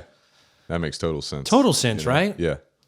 Fired those 24 to 27. So the bottom 50% of my customers fired them, and I will not work with them again unless it's in certain windows, and those windows are the off season or a Monday, Tuesday, Wednesday. I can't, or unless the event. I mean, this may be on the greedier side of things, but if the event makes sense dollar wise, and I'll throw it into the weekend. Yeah. But if it's one fryer, and it's a 25-minute drive, like it just doesn't make any sense to me. Right. Your priority goes to your tried and true reoccurring customers. Which is, I basically have 7 of them. Yeah. So I had the top 7 who are my usual caterers. The bottom 27 or whatever it is, that's 34. So there's this middle 20 customers. Yeah. And those are also a group I want to focus on, and mainly because they're the one-off festivals, like the Oktoberfest in Columbia. It's a $5,000 event. Country Music Fest, same deal. Yeah. Charleston Food and Wine Festival, which we do every single piece of equipment that they cook on that is not chef brought in, they're using our equipment. Yeah. Which if I could get about 6 of those a year, I'd be set. I'm serious. I mean, like, because at this point, I don't have any debt on the company, really. My box truck's got a loan on it. And well, I guess last year I took a small loan to kind of that 16 oven weekend. I had to go buy some equipment. I was so overbooked, I had to go buy some. But it's minimal dollars a month, right? And so at this point, those big events, man, we're just stacking the cash on that. And that's where I'm glad I've slowly built the business up, because when somebody does order 40 pieces of equipment, I don't have a 40-piece debt roll that I got to pay off on the back end. Right, absolutely. Yeah. Now, what about the event planners? You got your caterers and stuff. Are there event planners that that you have relationships with that plan out big events and stuff that you can you make them a priority as well? Sure. Not nearly as much as the caterers. And so the caterer is my number one client. The salesperson on the catering team is probably the person I deal with the most. Not the chefs. The chefs just kind of cook. They're the ones that call me with a problem. But they tell the salesperson, this is what we're going to be doing. This is what we need. They order it. And I stay pretty much in contact with them. I'll be in touch with the planner like the day of. If there's some sort of, like yesterday in Pawleys Island, I probably should have called. I was box truck number 6 in line when I showed up. Holy cow. That is not what I like to do with my time. Yeah. I mean, and there's nobody out there directing people. It's on a neighborhood street, so like it's just clogging it up, and that's why I was like, I'm just going to start pushing this stuff. And I don't have time to wait. I mean, you've already driven 2 hours. Now you're going to sit. One of the guys went and parked, and they just went to lunch. I mean, if I had people on staff, I couldn't do that. Right. I mean, I guess I could, but I'm just going to start tacking it on to the And we had to wait 2 hours. That's 2 hours extra charge because we had to wait. We couldn't get our equipment to the next job. And unfortunately, I'm charging like the wrong person in that situation. I'm eventually charging the caterer and then the bride, not the planner who failed to do it right. Right. So I usually reach out to the planners the day of, or say, hey, I'm on my way, just to let them know. I did not yesterday. I got to be honest with you. This week has been kind of really bad communication wise for me with my people. Yeah. I think coming out of season, I just shut down. I mean, because I had people call me today. They're like, "Hey, what's going on with this country music fest?" I was like, "When is it?" And they're like, "Tomorrow." I'm like, "Tomorrow?" I thought it was Sunday, so I'll be going to Myrtle Beach tomorrow. But it's just, I think the thing with the efficiency too that really sets any business apart is just communication. And I immediately realized I screwed up this morning when the phone call came in. It's a simple text message just confirming. And I've got a Monday morning email that every Monday at 9:00, I usually write it throughout the weekend, schedule it for a Monday morning. And I tell the caterer, hey, this is this week's events. We've got them on these days. These are the delivery schedules. This is where I'll put it. I'll confirm with the salesperson when I do. Yeah. And I break it down for them. If there's any changes, let me know now so that I can do it before the weekend. And go into that one email that takes me 10 minutes on a Saturday, it sets my whole week up. Yeah. It changed everything. Yeah. Do you know that book, The One Thing by Jay Papasan? He worked for Keller Williams. Okay. And he was basically he was like really new to Keller Williams when they started in the late 90s. Yeah. I think in Austin, Texas. He ended up getting brought on as CEO. And he talks about the one thing, like just focus on the one thing, man. And it's really about time blocking. And when this business started taking over my life about 2 years ago, I said, nope, every Monday morning we send out a 9 a.m. email. And that email needs to be an email that doesn't leave any desired questions. I need all the details on this date. And I do it every single Monday. And I actually trained my caterers so well that if I'm out of town, I'll get emails on Tuesday from them saying, hey, just want to confirm. Yeah. And it's almost like my exact email back to me. Yeah. But I never wrote it. Yeah. they just know. And Yeah. getting the details and that stuff. And that's who I work with, the caterers. And like I said, man, I don't do any advertising. What I do is I just make sure that those 7 people or 7 businesses, they just know that if anything happens, I have their back. And it goes to show you that you can have 5 to 7 clients and they can literally pay for your lifestyle. Yeah. Those guys, all the other stuff is icing on the cake. Right. But those 7 caterers, if I only worked with them, it would be great. Yeah. You take care of them, they'll take care of you. Absolutely. You'd be reliable for them. One of them just had a major fire. Oh, shoot. On a Saturday at 11 o'clock. At an event? No, at their warehouse space. Oh, my gosh. Which, what these caterers do, this was 3 weeks ago maybe, they have a main location because all of our stuff is off-site here in Charleston.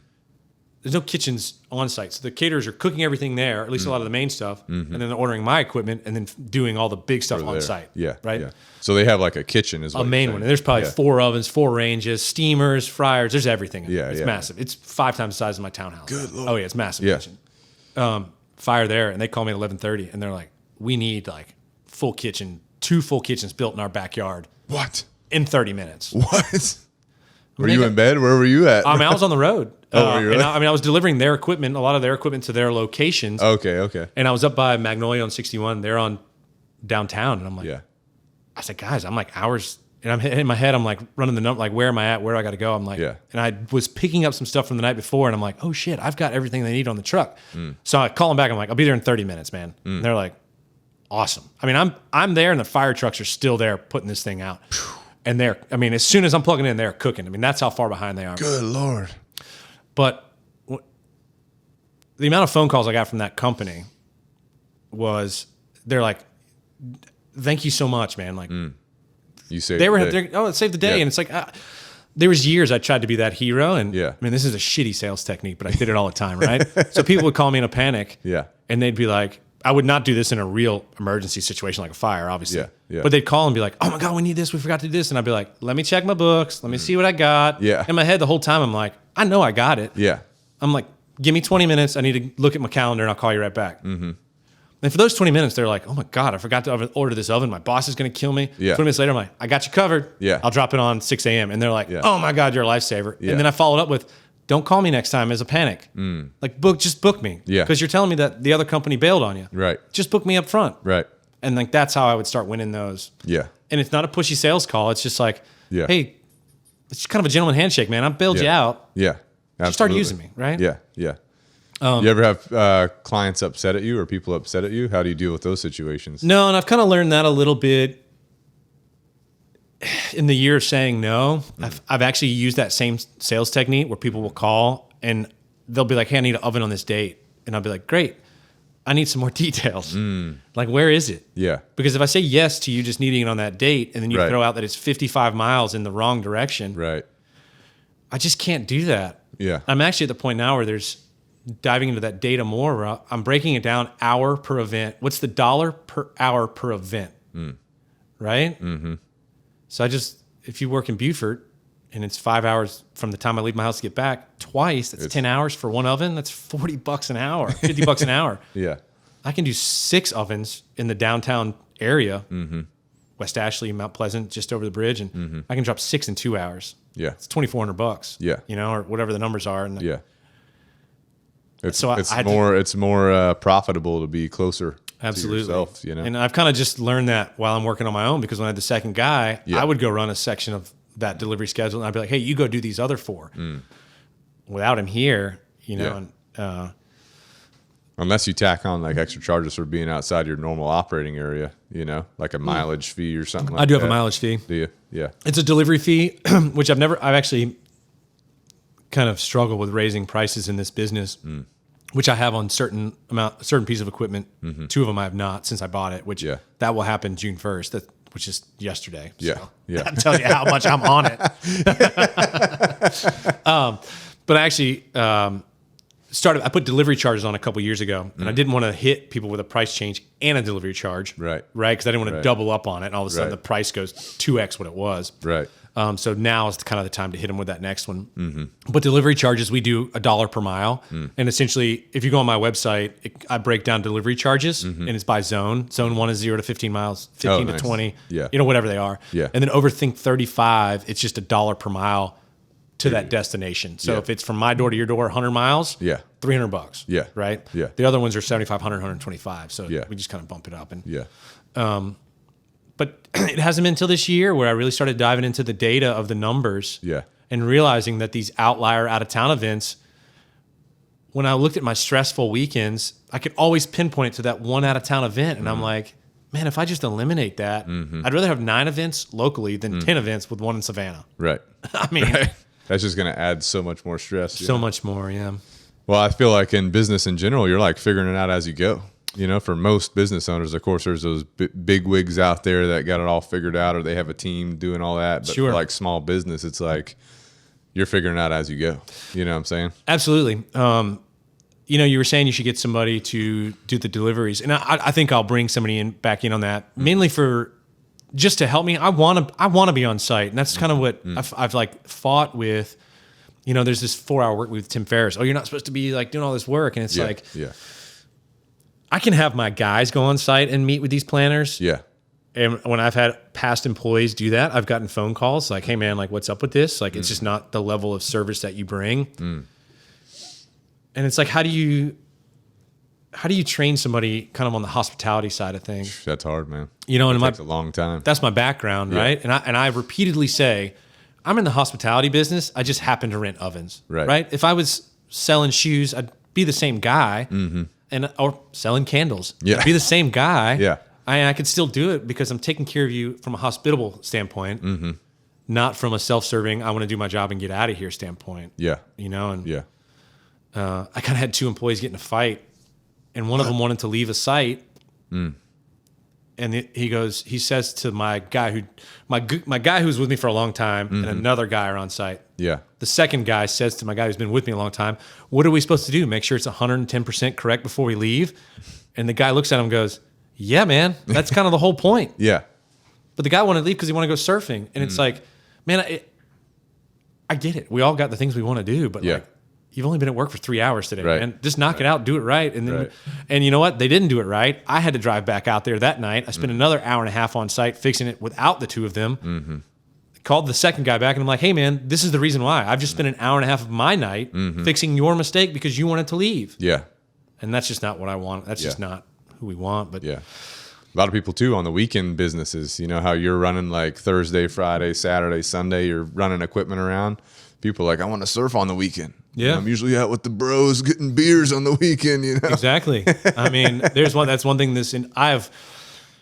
one thing this industry has done is it's zapped my weekend lifestyle, which isn't necessarily bad because that's definitely a culture of like people working 9 to 5 and just getting sloshed all weekend, Right, you know, and right, I'm okay with working the event, not partying at the event. Right.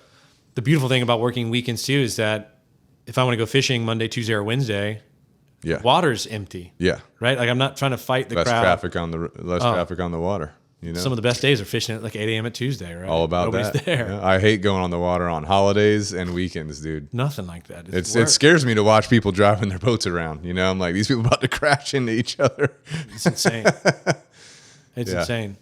Yeah, the listener doesn't know you're a big fisherman too. Yeah. I've seen on your Instagram a couple of times. You're like, oh, I saw this creek. I pulled over. I started fishing. You know. I've got a YouTube channel called Redfish Blue Tail. Almost at that 1,000 subscriber mark, folks. Nice, Need like nice. 24 more if anybody There you wants go. to. What do you do on the YouTube tutorials and all that? No, it's actually just kind of, I just take people along for the ride. Oh, I mean, okay. if you learn something, great. Yeah. I mean, I've had people, what it's actually, it's such a cool thing to kind of, I don't know, just have people reach out and be like, hey man, like my fishing level is like increased by watching these. Or Oh, nice. thanks man for your information. I just caught my first redfish on a flood tide on the fly by watching your stuff. And you're like, Yeah. it's never my intention to teach people these things. Yeah. I You're just kind of showing always them just what said, you do. hey, just ride shotgun. You Yeah. know, like just watch me go fish. And You got a GoPro. You're recording yourself. on the chest. Yep. I wear it on the chest. And You just then, upload it raw, or what do you do with it? oh, I edit the shit out of it. Oh, do you yeah. really? Oh yeah. Oh, yeah. Oh yeah. I mean, it's probably, some of the videos take 3 days to film. Really? I mean, I'll go out on some flood tides where go out, see some fish, can't catch one. Go out the next day, never see a fish. Go out the third day, finally connect. I mean, Yeah. for folks to understand, flood tides in Charleston are the peak of our high tides, and the river actually leaves the river and goes into the marsh, and it'll flood the marsh to about knee deep. Last night was probably waist deep. It got to about a 7.2, which a 6 foot is our normal high tide. So you're at a foot, 1.2 feet over what a normal high tide was last night. That's flooding the streets downtown. Yeah. You know, you can 8 range, you're like really flooding the streets Yeah. downtown. And for about 2.5 to 3 hours in this knee deep water, redfish will get into the marsh and they'll feed on fiddler crabs, any bait fish, shrimp. I mean, I'll be walking through there kicking shrimp up left and right. Really? Oh yeah. Yeah. So what the redfish do is they get in there and they'll cruise these flats looking for that bait. Redfish's mouth is on the bottom side, all drum. The mouth is on the bottom side of their mouth, and they have to kind of angle themselves like Yeah. this, Tail up the tail up, and the Yeah. mouth on the bottom of the floor to to hit eat that. these crabs. Yeah. Yeah. And when they do it, they basically wave to you, and it's a sight fishing. And you essentially either there's multiple ways to find these fish when you're on a flat like that. The most obvious is when the tail pops up. And your heart stops a little bit, you know. I'm not a hunter, but I imagine Yeah. it's really similar to seeing a deer or a turkey step out of the woods into the field. I'm The sure adrenaline's going. you know, like Yeah. all right, calm yourself, get the shot right, get the fly to drop in the right place. And So you're basically, as soon as you see that signal, you throw your line across. I'm not a big fisherman, but you throw it over the fish, and then you drag it in front of the fish, and the fish exactly, will grab it. You hope, yeah. So it's all about the hand-eye coordination, really, of getting your line to drop properly, Sure. controlling your heart rate, controlling your adrenaline, so you can get that to set properly, right? Yeah, and it's actually quite amazing how accurate you can be because I've dropped way too many flies right on the fish's head. You're like, I needed an extra foot, you know? I almost say the same thing in soccer. Like when you shoot and hit the goalpost, like it's just accuracy because those Right. you're using for your peripheral, right? Right. Like you're Right. actually dead on. Right. Because that's what you were looking at. Same thing with fishing. I think there's so many times, and you'll see it in the videos where I'm like, dropped it on his head. And it may be the one fish of the day.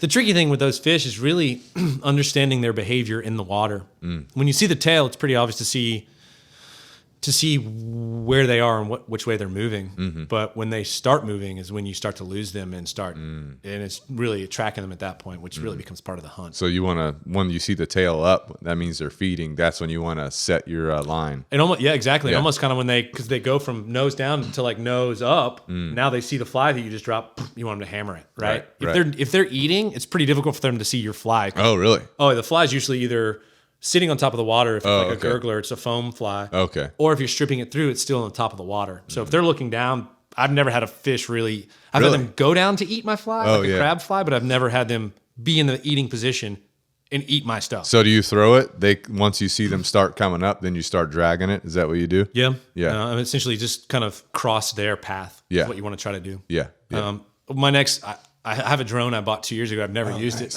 Yeah, really. It's very difficult to use a drone on a paddle board While with a you're fly doing rod it. and Yeah. a paddle. You just can't do it. Yeah. So I need a secondary person to like go out there with me. But Yeah. it would be really cool to be able to show that pattern, the fish moving across the flat, fly dropping, fly across their nose, Right. eat. That would be cool. So you're using a paddleboard to get in infill and exfill. That's what you're using. Yeah, so what I'll do, if I launch from like the road, that's what I'll use. But a lot of times what I'll do too is I've got a 17-foot Key West, so our Sea Hunt, which is the same mold, right? And I'll throw the paddleboard in that. And then what I can do is if I can't get, a lot of skiffs around here, they can just go right off the river into the flat, right? Because they only draw 6 inches. Yeah.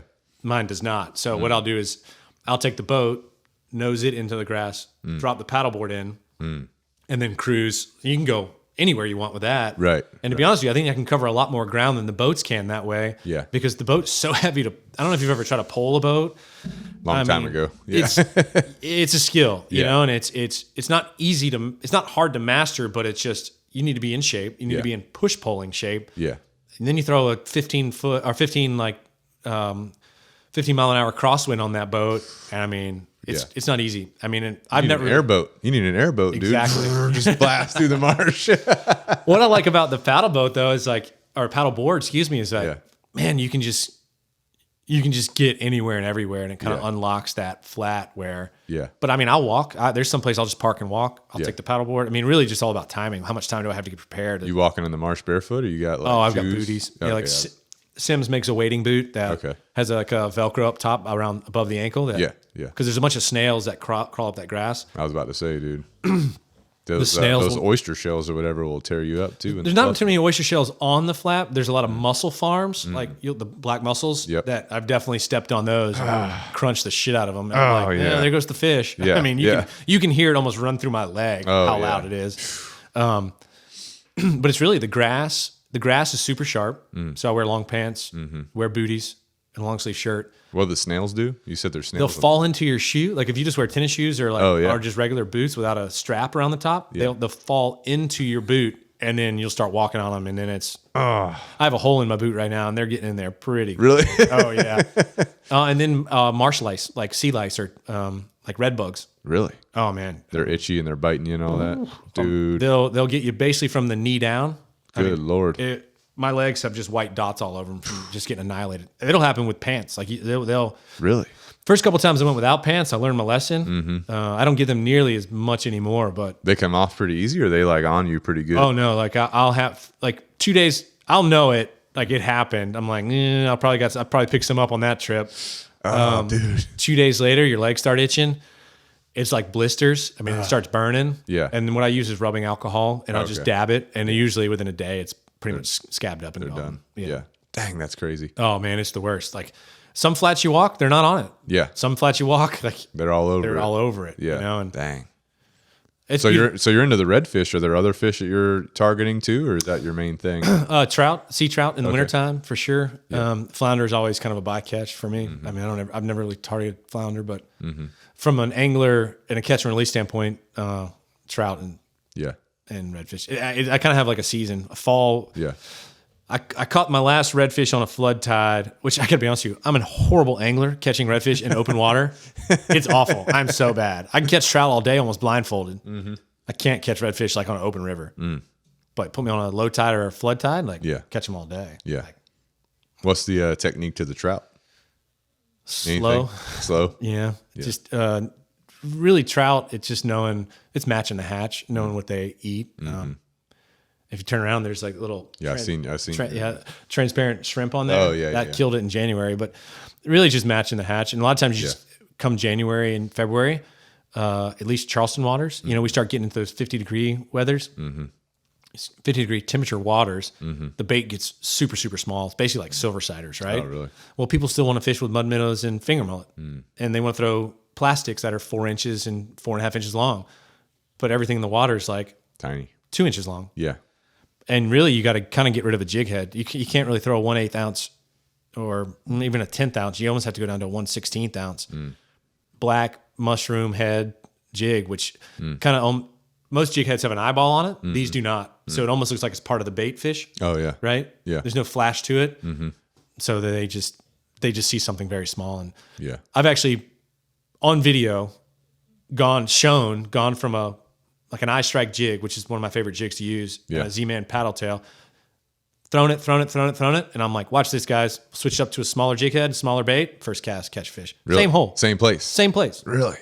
What Same exact the heck? one. That's crazy that they know. Oh, they know. Super intelligent. More intelligent than people think, huh? Well, here's the thing. I mean, if you walked into a buffet every day and it was pizza, and then like the next day you walked in there and it was spaghetti, you'd be like, well, what is that? Yeah. Yeah. You'd probably walk past and like keep going. Yeah. At least the first time by, you're like, that's not pizza. Right. Something's abnormal. Yeah. Right. And for them, that big finger mullet that you threw in the water, they haven't seen it for 2 months. Yeah. What about live bait? You know how people put like cut up pieces of fish to try and get the scent out in the water, or they'll put like I don't know if it's proper terminology, but like a minnow on there, and then they'll throw that in the water, let it flutter around. Sure. What about that kind of technique? Yeah, I mean, I think those folks are more likely trying to take fish home to eat. Like, how do I say this? Like sounding polite to all anglers, I suppose. That's kind of like a chunk and plunk kind of mentality, where you're like you just chunk, it plunks in the water, Right. you let it soak, and you just wait. Right. Yeah. I mean, if that's what you like to do and sit underneath the canopy and have a few beers and just catch a fish and everything, that's awesome. Yeah. Live shrimp, live finger mullet, live mud minnows, that works. When I go fishing, it's more I want to work it. Skill, it's technique. a puzzle to me, and like Right. I want to find these fish with just artificial. A couple years ago, 10 years ago, I started, when I moved back to Colorado, I got really into fishing again. Mainly because I was fly fishing out west all the time. In the rivers and all In the that? rivers, yeah. Oh, yeah. That's cool. I grew up here in Charleston. Grew up fishing, a lot of chunk and plunk, a lot of Carolina rigs and chicken rigs. And what you do with those rigs, though, is you end up gut hooking a lot of fish. Mainly because a 10-inch sea trout, when it eats a live shrimp on a 2-ounce pyramid, weight, you can't feel the bite. So the trout keeps eating it until they swallow it. Right. When you hook it, you basically gut hook them back through. There's great YouTube videos out there to fix a gut hook. You just got to go through their gills, cut the line, and bring the hook out. It actually is much better than trying to pull out through the mouth. Absolutely. Yeah. When you cut the line, you pull from the barb end, so you're pulling the little eyelet out. You're not pulling the hook I see down. what you're saying. Yeah. Well, I went on charlestonfishing.com and was like, guys, I'm having this issue. Like, something's not right. And they're like, they basically explained, you can't feel the bite. Go to artificial. And man, I was like, I'd never threw artificial before. I threw it in like lakes for bass, but never for saltwater. And it became this puzzle of like, I know there's fish in here because I caught them with the shrimp. Like, how do I catch them with the grubs? And it just turned into this education and just a meditation of sorts. Actually had a guy stop me last night as I was walking bear. He's like, why aren't you fishing the flood tide tonight? And I said to him, I'm like, man, I've just lost the spark. I mean, I think business just kind of took over. And even on the days when I'm not busy, I just can't shut it down, where I'm sure you know this. There's a to-do list that's always building. That's the thing, is business never stops. Right. For the business owner, Right? There's a primary list, Yeah. secondary, and a third list that you're like, I can put those things on the back burner. But even when you knock out the first list, the second list bumps up to the front. And you're like, well, can I go fishing, or do I need to do this? Or I mean, there's something you can always do. Something always. If you're running a business, And I think that's when I'm at the point now where I'm busy enough that that's really a factor. And now it's time to, hey man, you got to make sure that if you're going to get hit so hard during these busy seasons, you have to take time in the off season. Like, you can't be here working on stuff. Like, you got to go. Yeah. That's good that you have an off season where you can do that too.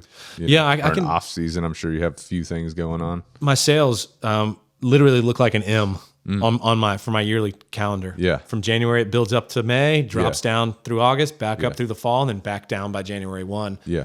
I want it to be more of like a steady plateau. And this year it kind of did. It's kind of been the first year that it's not so much an M as like a sharp M. It's kind of like a rounded M, like we just want it to be one big round. Can you pinpoint anything that happens in those like low times that you could like jump on? Any kind of events or anything? Maybe I don't even get phone calls. That's insane. It would blow That's your mind. insane how it drops that much. It goes from nothing to zero. And then usually I'm on vacation second week of August, and the text messages just start coming through because everybody starts, oh shit, it's Labor Day in 2 weeks. We don't have our orders in. Like, what are the caterers doing though? They got to have those dips too. So what are they doing for work? Are they? A lot of their crews, they have like a skeleton crew in the off season, and then they hire a lot of people seasonally. Oh, really? A lot of people. They'll bring a team on. Oh, They'll gig let 'em pros go. used a lot. Oh, yeah. Really? Yeah. They have their core group that is on salary. Right. I'm on salary, even Yeah. though we have, I wasn't on salary for like 6.5 years. Yeah. Yeah. There wasn't enough money to get me through the downturn, which is why I was bartending. But Yeah. I think bartending too allowed me to keep everything in the business. And that way I was able to buy things with cash. Yeah. And I'm sure if a financial advisor looked at our business account, he'd probably be like, you need to move some of that over to like money making accounts. But I feel most comfortable with keeping a certain number of cash in that account. One, I have a full year's salary in there at all times. Yeah. Right. In case things hit the fan. Yeah. Then I have another cushion in case, I bring somebody on or we have some expenses. But Yeah. I'm at the point now where I don't really need to buy any inventory. It's really just kind of buying it to replace old stuff, And maintain what you got and all that. Yeah, some stuff definitely. I still run my original equipment. The stuff I bought day one. I mean, you take care of it. You know Yeah. what I'm saying? It'll take care of you. It definitely looks, the company made model changes. So it's like looking at a 10-year-old Corolla Oh, versus really? one today. You're like, yeah, okay, we can It see still the works changes. though, It does. I mean, and it's like, Gets it done. chances are 2 of those ovens are going up to Myrtle Beach for that music fest. Yeah. I'm like, why wouldn't I send my oldest ones that have been paid off for 10 years to just go Right. make some straight profit? Yeah. Yeah. And they're workhorses, and Yeah. that caterer uses me quite a bit. I love those guys. They aren't the cleanest group, so I always kind of give them some of the slightly older stuff so that they can just beat the hell out of it, right? I'm like, if you're going to beat it up, just beat it up. Yeah. Yeah. Absolutely. That's cool. But yeah, so the off season, I was just off the top of my head, I'm like, what are some events that go on during that time? If there's no weddings because it's too hot, or there's like no music festivals or anything like that. Last August, these caterers, they got to do something. not really. Well, they're here's just the hanging thing. out this vacation or whatever. They may be indoors, right? So they may Right. be at an indoor venue where maybe they're doing box lunches for 100 people. They don't need me. Yeah. Yeah. They need stuff where something needs to be cooked off for minimum 150 people. Yeah. One caterer that's my number one client, they'll bring in equipment for anybody, mainly because they're like, that's our level of standard. Yeah. And if you want our food, like, we're going to cook it on site. Yeah. Yeah. I am still blown away by caterers who will call me Yeah. and be like, can I get a hot box for this 200 person wedding? I'm like, yeah, no problem. Like, where are you cooking the food? Oh, we're cooking it in the morning at North Charleston. Okay, the event's on Edisto. Well, yeah, we're just going to run it over there in hot boxes. I'm like, you're going to hot box food for an hour. Yeah. To put in a hot box. Yeah. Like, just order an oven. Right. Just cook it there. Yeah. Yeah. Then you start getting into like DHEC regulation with like, is the food... I'm sure there's had to have been weddings where food poisoning has been an issue and everybody thinks it's the bar. They're like, we just got drunk. Because... Oh, dude. right? I've had phone calls where I'm like, that don't make sense. What you're asking me to do. Yeah. It doesn't make any sense at all. Yeah. Yeah, that makes sense. So if you ever get a caterer for an event, ask them if they're cooking on site. Like, ask him if they're cooking on site or where they're cooking the food. Because you don't want to spend 20 grand for a wedding and be yesterday's leftovers. Yeah. Yeah. I mean, I get that you got to prep for that stuff, but you can cook macaroni and cheese on site if you get there at 3:00 easily. I know some of the people that like sell stuff at the farmer's market, for example. They like rent out kitchen space. They prep all their stuff. They take it to the farmer's market ready to sell to the consumer. Sure.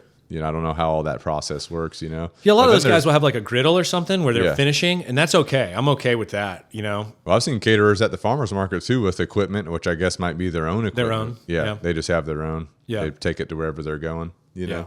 It'd Or be too food trucks too. People got a lot of food trucks these days. They're towing everything around with them and all that kind of stuff. They're required by state law to have that backup kitchen. They don't allow them to use their farmer's market space or their food truck as their home kitchen. Which, I mean, I guess you could argue whether or not, but it'd be pretty tough for DHEC to track down a food. You're mobile. Yeah. Like, we know at least if where your prep stuff is, we can control that. Right. And they probably check the truck. Right. Duval Catering has a big space. They have like 20 kitchens or 14 kitchens. It's one big building, but Really? it's 14 spaces. Oh, then you can just rent out a space. You rent out your own oven range fryer. Yeah. And then that's yours, and your food truck stays up there. And then, Yeah, that's cool. yeah. Actually, my neighbor, when his oven went down, he was having to rent space from cook everything, and then run it back downtown. Oh, he said he had to slam on brakes, and like one of the sauces got spilled in his car. Got underneath his carpet. The detail guys were here, and they were like, Man, there's like maggots down there. Oh. It was so bad. They're like, we're leaving. That's when you learn to not have carpet in your truck, you know? He says to the detailers, he's like, I don't care the cost. Just get these maggots out of my car, dude. Oh my God, so nasty, dude. And then he just passed it on to his boss. But yeah, there are options. I get phone calls all the time. Hey man, can I bring my stuff up to your kitchen and park there? And I'm like, that's not what we do, you know? And I feel like I've been on a tangent, man. Yeah, like, do you have any questions? I mean, like, this kind of how it rolls, just free flows? It just rolls, bro. Talking about business, bro. I'll tell you what. what. You've been in other businesses too. So you've had the candle, you've had the event kitchen, and you've been in real estate for a little bit. I mean, as a personal, so I've had, right when I got out of college, I was actually working for a local real estate company here in town. Yeah. Part-time. Yeah. Was in school full-time and was playing soccer at the College of Charleston. So I would pick up shifts at this marketing department, just trying to understand real estate in the late 90s here in Charleston. I mean, and that's kind of what got me on the road to buying as an individual, just trying to buy property. In 2006, I read a book at Barnes & Noble. Yeah. 2005, 2006. Buy a house a year for 10 years and you'll be set for life. It's like, that sounds like an easy plan. Yeah. I can do that. I did not have a cash reserve on any house. I literally bought all 3 houses 100% down, 80-20 mortgages, like winging it. People, my tenants would call, hey, the pipes, something happened. I'd be like, Mom, can I get some money to fix this? I did not run it like a business. I ran it like as passive as I was living in Hawaii. And then people would call me in Hawaii and I'd be like, it would take 2 days to get things fixed because you're in Hawaii time. 6 hours halfway across the world. Yeah. And that was your first step into kind of entrepreneurship, right? Because you were trying to create profit doing that. Exactly. Yeah. Sold one of those houses, lost one of those houses in 2008 during the downturn, and we're sitting in the first one I bought right now. Yeah. You were just buying different properties, and were you renting them out, or your plan was renting them out? Yeah, that was the plan. 2008, when I lost that one, which was obviously economic downturn, James Island, a lot of these condos got built, and in 2006, all the ones by the connector. Yeah. And they sold them as condos, they weren't apartments. Yeah. So everybody was buying these things because real estate was starting to boom. Yeah. Well, when the downturn hit, all these people who own secondary homes and condos were renting out these brand new built units for nothing. I couldn't compete in that market for what my mortgage was. Yeah. In hindsight, I mean, I was 25 at the time. I'm 44 in a couple months. In hindsight, I should have gone and gotten partners and been like, let's just hold on to these things forever and figure it out. Yeah. Or just had a cash reserve, or just moved into it myself and scraped by. Because I mean, I was buying outside of my comfort zone because hell, I was a mortgage broker, man. At that time, I was a mortgage broker. Oh, really? I was writing my own mortgages. Yeah. Within the law, but I was giving myself every inch of leeway to buy well out the peak of my window, right? Right. And then when that 2008 hit, and I had a girl come, she was a former tenant, moved to Fort Lauderdale.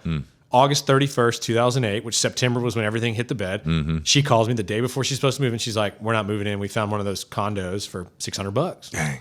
It's got a swimming pool, gym, everything. I'm like, $1,500 a month when I couldn't afford. And there was also $250 a pool at that house. It was $1,750 a month. And then I'm like, I was fading fast. Yeah. And I was out of state. Just train wreck, cash reserves would have, and we were talking about Bigger Pockets earlier. Scott Trench, who's the host of Bigger Pockets Money, he's just he never tells people to buy without having 6 months cash reserves for the house, and that's so smart. And I definitely did not do that. And I paid the price, and you learned a lot though. Learned a lot. Ended up keeping the second house for a long time, sold it a couple years ago.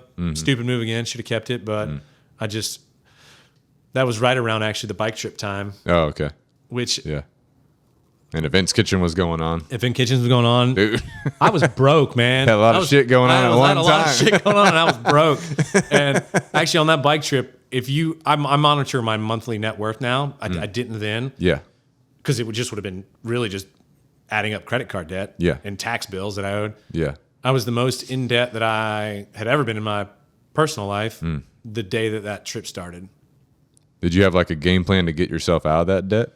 I did not, but I realized going on that trip that it was going to be such a lifestyle shock. I went into it realizing that day 45, there was going to be a completely different person than day one. I didn't know what was going to happen out of it, I knew I was bartending, so they gave me time off of work. Event Kitchens wasn't doing anything, so I had time off work. And the candles, I didn't really work August anyways because it got so hot at farmers markets that it would literally melt the candles. Oh my They'd be gosh. just pools of wax or pools of liquid What the wax. heck? Yeah. So I didn't really work August there. And the first couple weeks of that bike trip, I didn't listen to anything. It was just like silence in my head on the road. And what people don't realize about those bike trips, you aren't really looking at anything. You're looking at your partner's tire in front of you because you're so tight to that tire on the Peloton. You go 2 feet off, the wind's going to get you. You got to stay 2 inches off the tire. You know, so you're having to watch that. You're not looking. There'd be times I'd look up and there'd be 100 cows right beside me. I'd never even knew it until just looking up, right? Yeah. And I lost my track there for a second. You're following your the first couple of weeks of that. Oh yeah. And so I paid attention. I wasn't even really great at being in the Peloton. Like the two guys would leave me and then they would wait at the top of the hill. Yeah. About day 8, I was able to link up with the group of guys and stay with them. Yeah. And pull. What you don't realize is that guy in the front is doing all the work. I just wasn't physically strong enough to bike with these guys yet. One was training in Denver for 3 months. The other guy was an Olympic ski coach, and I was riding a beach cruiser on James Island, which is 0 elevation. We climbed 10,000 feet in the first 3 days. Yeah, that's insane. I would go from telephone pole to telephone pole and then get off the bike and rest for 3 minutes and then go to the next one and rest. Go to the next one and rest. Plus the bike's weighted down with all your equipment. So heavy. You know? Well, that was like a transformative process for you? You know, I think once I got out of the 7 days of hell, it took till Buffalo. We literally rode across the entire state of New York. And then I finally was like, oh, I feel all right, which goes to show you the human body it is a machine, man. Yeah. I went from not being cross-country bike shape to being in top shape in 7 days. It was bizarre. That's crazy. It was wild. What were you eating?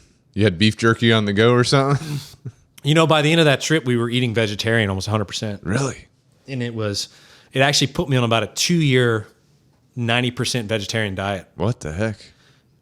Man, it was all about fuel. You know, and it's like a ton of processed food isn't fuel. Right. You know, it is calories, but it's not what you need. Not good calories. Not good calories. You know? We would get into some of these small towns. We'd walk around the grocery store and we'd meet back up at the cash register.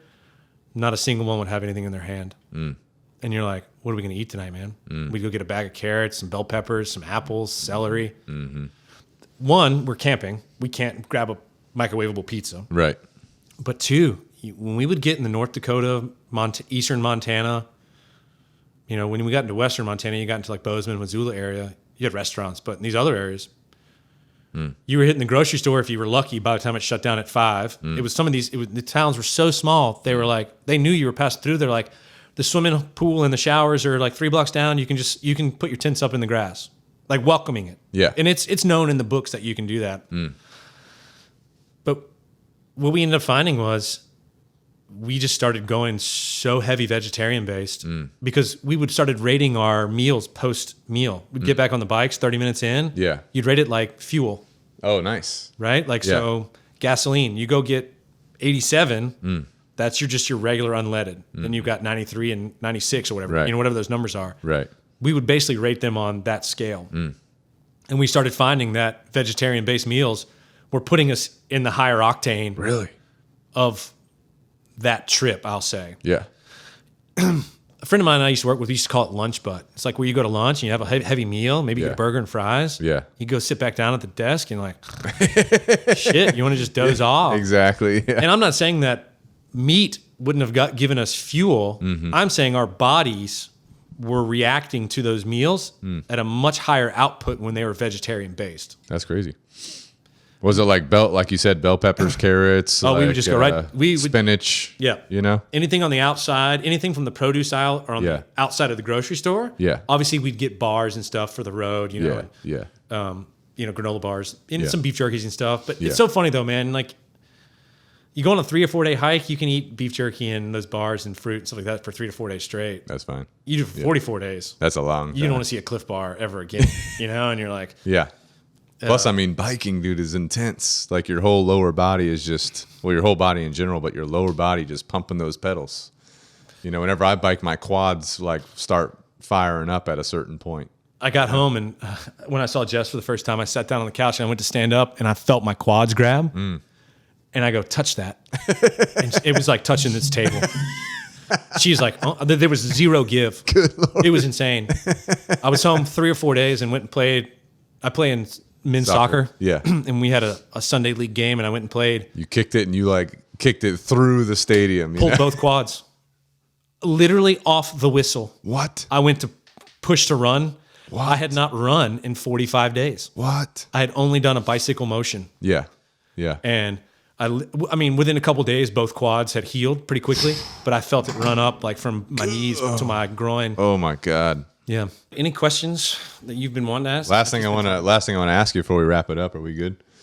Before we wrap it up is, as far as like learning business wise, are there people that you watch or listen to or look up to as far as how you're trying to develop yourself and developing your business and that kind of stuff?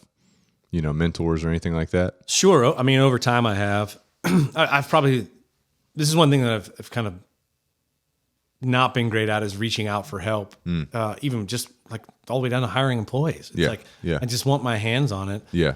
I've never reached out to like a focus group or a mentor here. I've done it when I was doing the candle stuff. I listened to a ton of podcasts. And this Candle podcast. Say again? Candle podcast. Candle podcast. And Gary Vee was kind of coming of age at the time, you know, and like right when he was getting huge, like super popular, and you know, just listening to his stuff where I don't really need much motivation, like going and being a business guy. I think it's just kind of innately like in my. You just like getting after it, dude. Yeah, just like having ideas. Yeah. I mean, when I worked 9 to 5s, the first time around, right out of college with a real estate company, it lasted 9 months. Yeah. Told them I was going to grad school in Hawaii. They threw me a luau party. I was not going to grad school in Hawaii. I was going traveling in Australia. I was just so nervous to tell them I was leaving. Right, right. Came back from that trip, worked with the sister company, the mortgage company, and lasted 13 months. And I have not worked in an office since I was 23, I think it was. And I mean, I still have a 9 to 5 per se, just because of this job. But, I tend to just follow. I tend to consume a ton of content on YouTube.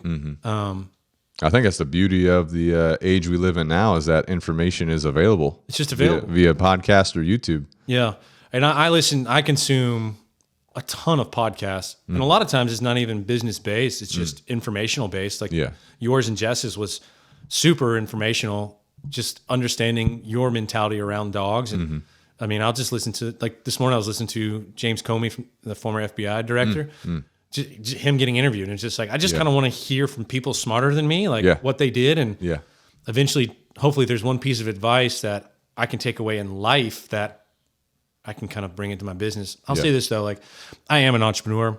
Yeah. I do have a business. I really more so want a lifestyle than I want to ever be known as a businessman. Like I actually think I'm really bad at business. I mean, if most businessmen probably are on a roller coaster of emotions when it comes to how well they're doing. I think I've got the ability just to execute and not get embarrassed. Like that's kind of my mentality or my mantra, don't get embarrassed. So I'll do everything in my power to make sure that the job's done right. I don't want to look bad, man, you know? But I also don't want to build a business like my brother's got. You know, like I know you got 20 something employees, right? Like that's scary to me. Like that scares the absolute shit out of me. Yeah. It doesn't even register on my radar. I'm good with being a solopreneur. I got one cleaner who works 4 hours a week with me. He cleans the equipment at the warehouse. I do need a delivery guy, but it's like I worked 31 hours 2 weeks ago, and it was the 4th busiest week of our season. 31 hours. That's not that bad. That's not clocking in 40 hours at an office and doing 20 hours worth of work. That's 31 hours of plowing through. Getting after it. Yeah. But I mean, that's not, how do you hire? We're talking about bringing somebody in. How do I hire somebody and be like, hey man, listen, the 4th busiest week, you're only going to work 30 hours. Well, what am I going to do in the slow weeks? Right. How do I pay somebody $60,000 a year to not work in August? Or January? Because we don't get phone calls in January either. Definitely a. It's a weird pocket. It's a weird hiring. It's almost like I need a strong retired guy because these ovens are heavy. They're 600 pounds. Who's just got. Heck, hire that 73-year-old guy you met on the mountain. You know? That dude's a beast, obviously. He is, man. That was incredible. I don't know. It's definitely an interesting dynamic with your business, with your seasons and then, the actual operation. Sure. And then you, like you said, like if you were to pay someone a salary to retain them the whole year, that would definitely be a different dynamic for the business. Sure. You know what I'm saying? I guess at that point, I just need to decide if like the nut that I would get at the end of it is worth just not working in it. Right. And I do believe that it is. It's just finding. Well, if you kind of get out of your day in and day out operation, it gives you more ability to like try to work on more business stuff, depending on if you want to grow it or whatever. Sure. But also, when you grow it, you have more problems. You have more expenses coming up, so it kind of depends on, like your overall goal, which you've already said you don't want to be like this big business. You kind of like where you're at, but maybe adjust a few things, Yeah. Which I think is like a challenge of entrepreneurship in general, like figuring out where you want to be, figuring out, because I think a lot of businesses, they start getting super big, they start to lose quality. You know what I'm saying? 100%. Not good to go. That's always been my fear. Right. And it's been something that I've struggled with coming to terms with because, I look at some big rental houses here in town. I work on site with their employees, right? When there's guys putting up tents, they work for the other company. Right. And I see they've got some good people over there. Right. They've got some really bad ones, right? And it's like, that's not the talent pool I want to have on site. Yeah. I don't want them treating my equipment the way they're treating that equipment. Right. And we're dealing with propane here, man. Like, that's some scary stuff. Like, people get nervous. 10 years, luckily, knock on wood, we've had zero issues with. We've had a few things catch on fire, that they've been able to put out. Like a tent caught on fire one time. A line blew off the back of one of the things and just. Yeah. But smartly, these guys were able to solve it on site. Yeah. It's like, in the year of saying no, like I'm eliminating headaches. Like that's what this whole year is about. And it's like, honestly, if it doesn't kind of fit that mantra, I don't want to deal with it. Yeah. I want, at this point, when I saw 31 hours is what I worked the other week, I'm like, that's not bad at all. Not bad at all. Yeah. I mean, it's hard to argue that. Now I'm exhausted. It's 31 real hours of physical labor. And I mean, you're busting your ass the whole time. Sure. You're getting your workouts in, just moving the equipment. Exactly. I mean, but I do think that for the business, that bringing somebody in to help with deliveries, which I've had for the last couple of years, is smart because it is so nice just to be able to do the 6:30 to 8 a.m. shift on a Saturday and then hand the truck off instead of going 6:30 to noon. Right. But if I went 6:30 to 8 and I didn't work 8 to 12, then I'm only working 27 hours of that week. It's like, that's okay. But it's like, man, you pull, I mean, I'm at 43, 44, like that's like being retired, man. Yeah. You got to have some shit to fill that gap. Yeah. Or you're going to drive yourself crazy. Yeah. And I think that's kind of where you get, when you do follow that Tim Ferriss 4-hour work week deal and you finally get down to 4 hours, like, well, what do you do the other 36? I mean, honestly, I'm not the kind of guy that wants to work 4 hours. I like working. Yeah, I hate my job. I'm kind of like a busybody. You know what I'm saying? I mean, people ask me all the time, do you like what you do? I do not like it. Really? I mean, this is not a passion project. Yeah. I mean, we are not out here saving lives, renting out ovens. I get it. It is a means to an end. And it's a great means to an end. And we were talking about real estate and Airbnbs earlier. So I've got 14 ovens, 10 ranges, 15 fryers, 10 hot boxes. Yeah. The minimum those things rent for on a nightly basis would be $200. Then they go up to $375. And it's like, I mean, you look at beach houses, they're going for $500 a night. Yeah. And you got to deal with 12 people staying in it, cleaners, rental fees, service fees, pipes bursting, like everything. And it's like, I can rent these ovens for 4 hours and make $375 and pick it up by 8 o'clock. Yeah. And spray it off with some Windex and send it out. Hell, there's some weekends I'll drop it off on a Friday. X caterer will use it on Friday night. I'll go there and wipe it down, and the next caterer will come in Friday night or Saturday night and use it that night. Yeah. It doesn't move. Yeah. That's a good deal right there. Love it. Yeah. And when you start talking about dollars per hours per event, it's like, that's what I want to book. Yeah. I don't want to pick that oven up and take it 40 miles in the other direction. Yeah. Well, what is your passion? If you don't really have like a passion for the, like you do the ovens and all that, but like if your passion, what is your like actual passion other than fishing? We know you like fishing. You get that YouTube up to like 1 million, then you're good to go. Million subscribers, We only need 999,000 and 26 more. I think that's something that, when we go through stages in our lives, I think that's something that we end up coming up against. My cousin, I talk to him pretty regularly on a, multi times a week basis. We talk about business a lot. He and I kind of almost to our sales are running a very similar path. And he called me yesterday. I'm like, man, I was going to tell you, like, I kind of been struggling mentally, like where where the true challenge is in my life right now. And I think that's what a lot of entrepreneurs or problem solvers do. They see a problem, they solve it. Well, guess what, man? I don't need to solve any more oven rental problems. Right. Like, that's been solved. Right. Like, I told Jess, I blindly, I was driving home, having this imaginary conversation, if I hired somebody, how I would walk them through fixing an oven for the first time. And I did it in my car. I broke down every single step, and I'm like, I got to get this out of my brain into somebody else's brain, because I've solved it so far that I could literally blindfolded fix this problem. Yeah. My time's up. My time isn't needed here anymore. Yeah. And like, I just need to recognize that maybe I've built a business that can be managed by somebody else, and I just need to go find that challenge somewhere else. I'd love to grow that YouTube. I'd love to fish full time. I don't want it to be my job, because I think I would, I see a lot of these YouTubers that they have to fish all the time. It's like, I don't want to have to do that. Like, Right. I just want to be able to go do fun stuff. Like my buddies this weekend, my college roommate, he lived in this house with me, just got hired as the New York Red Bulls in the MLS soccer. He's their head coach. He's 38 years old. Yeah. What the heck? My That's buddy's cool. going up there this weekend to go get a full-on locker room, field. What? I mean, he's the head coach, man. Like, you can get whatever you want. That's awesome. And they're texting me this morning. We're going up to watch the game this weekend. And I'm like, and I don't even have that much stuff going on this weekend, but I don't have somebody here to run it.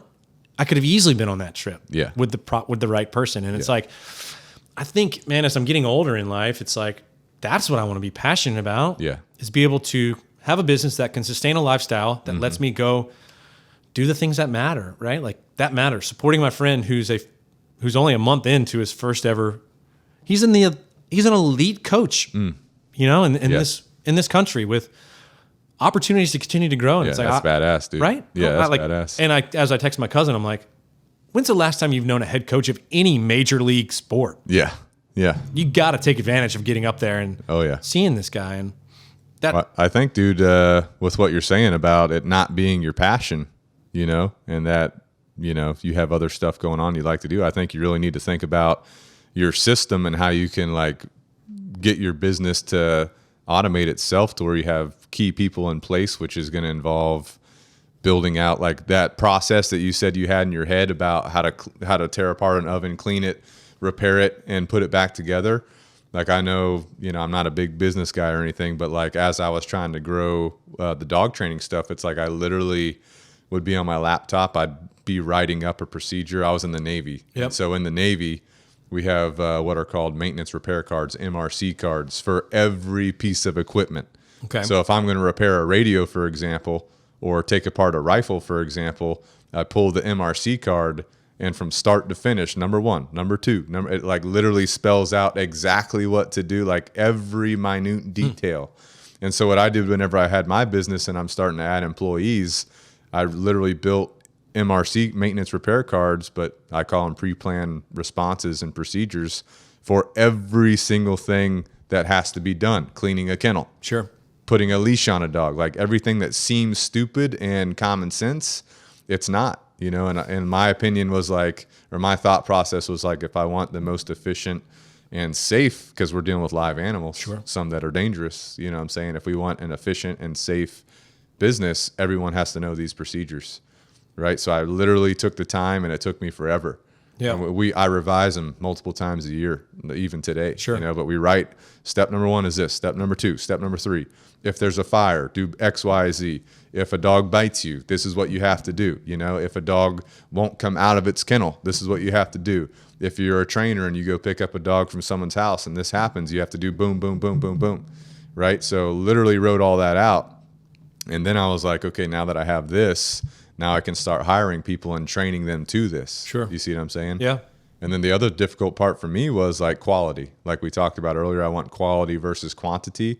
So I have a certification process for my trainers, and it takes like 8 to 12 months to certify a trainer. And I have 3 certified trainers right now, 1 apprentice.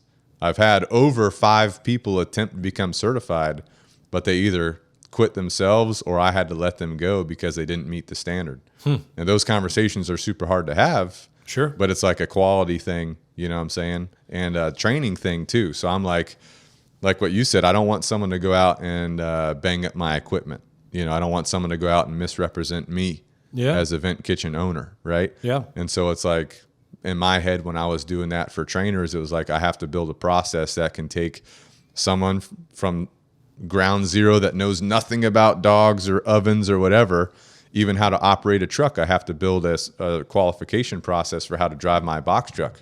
I have to create a qualification process to load the box truck and strap everything down. Like I had to dumb it down to the most basic thing. Sure. And then train them to that. And then once I train them to it, have a qualification that's like, okay, now you have to demonstrate all this to me 3 times, 4 times, whatever.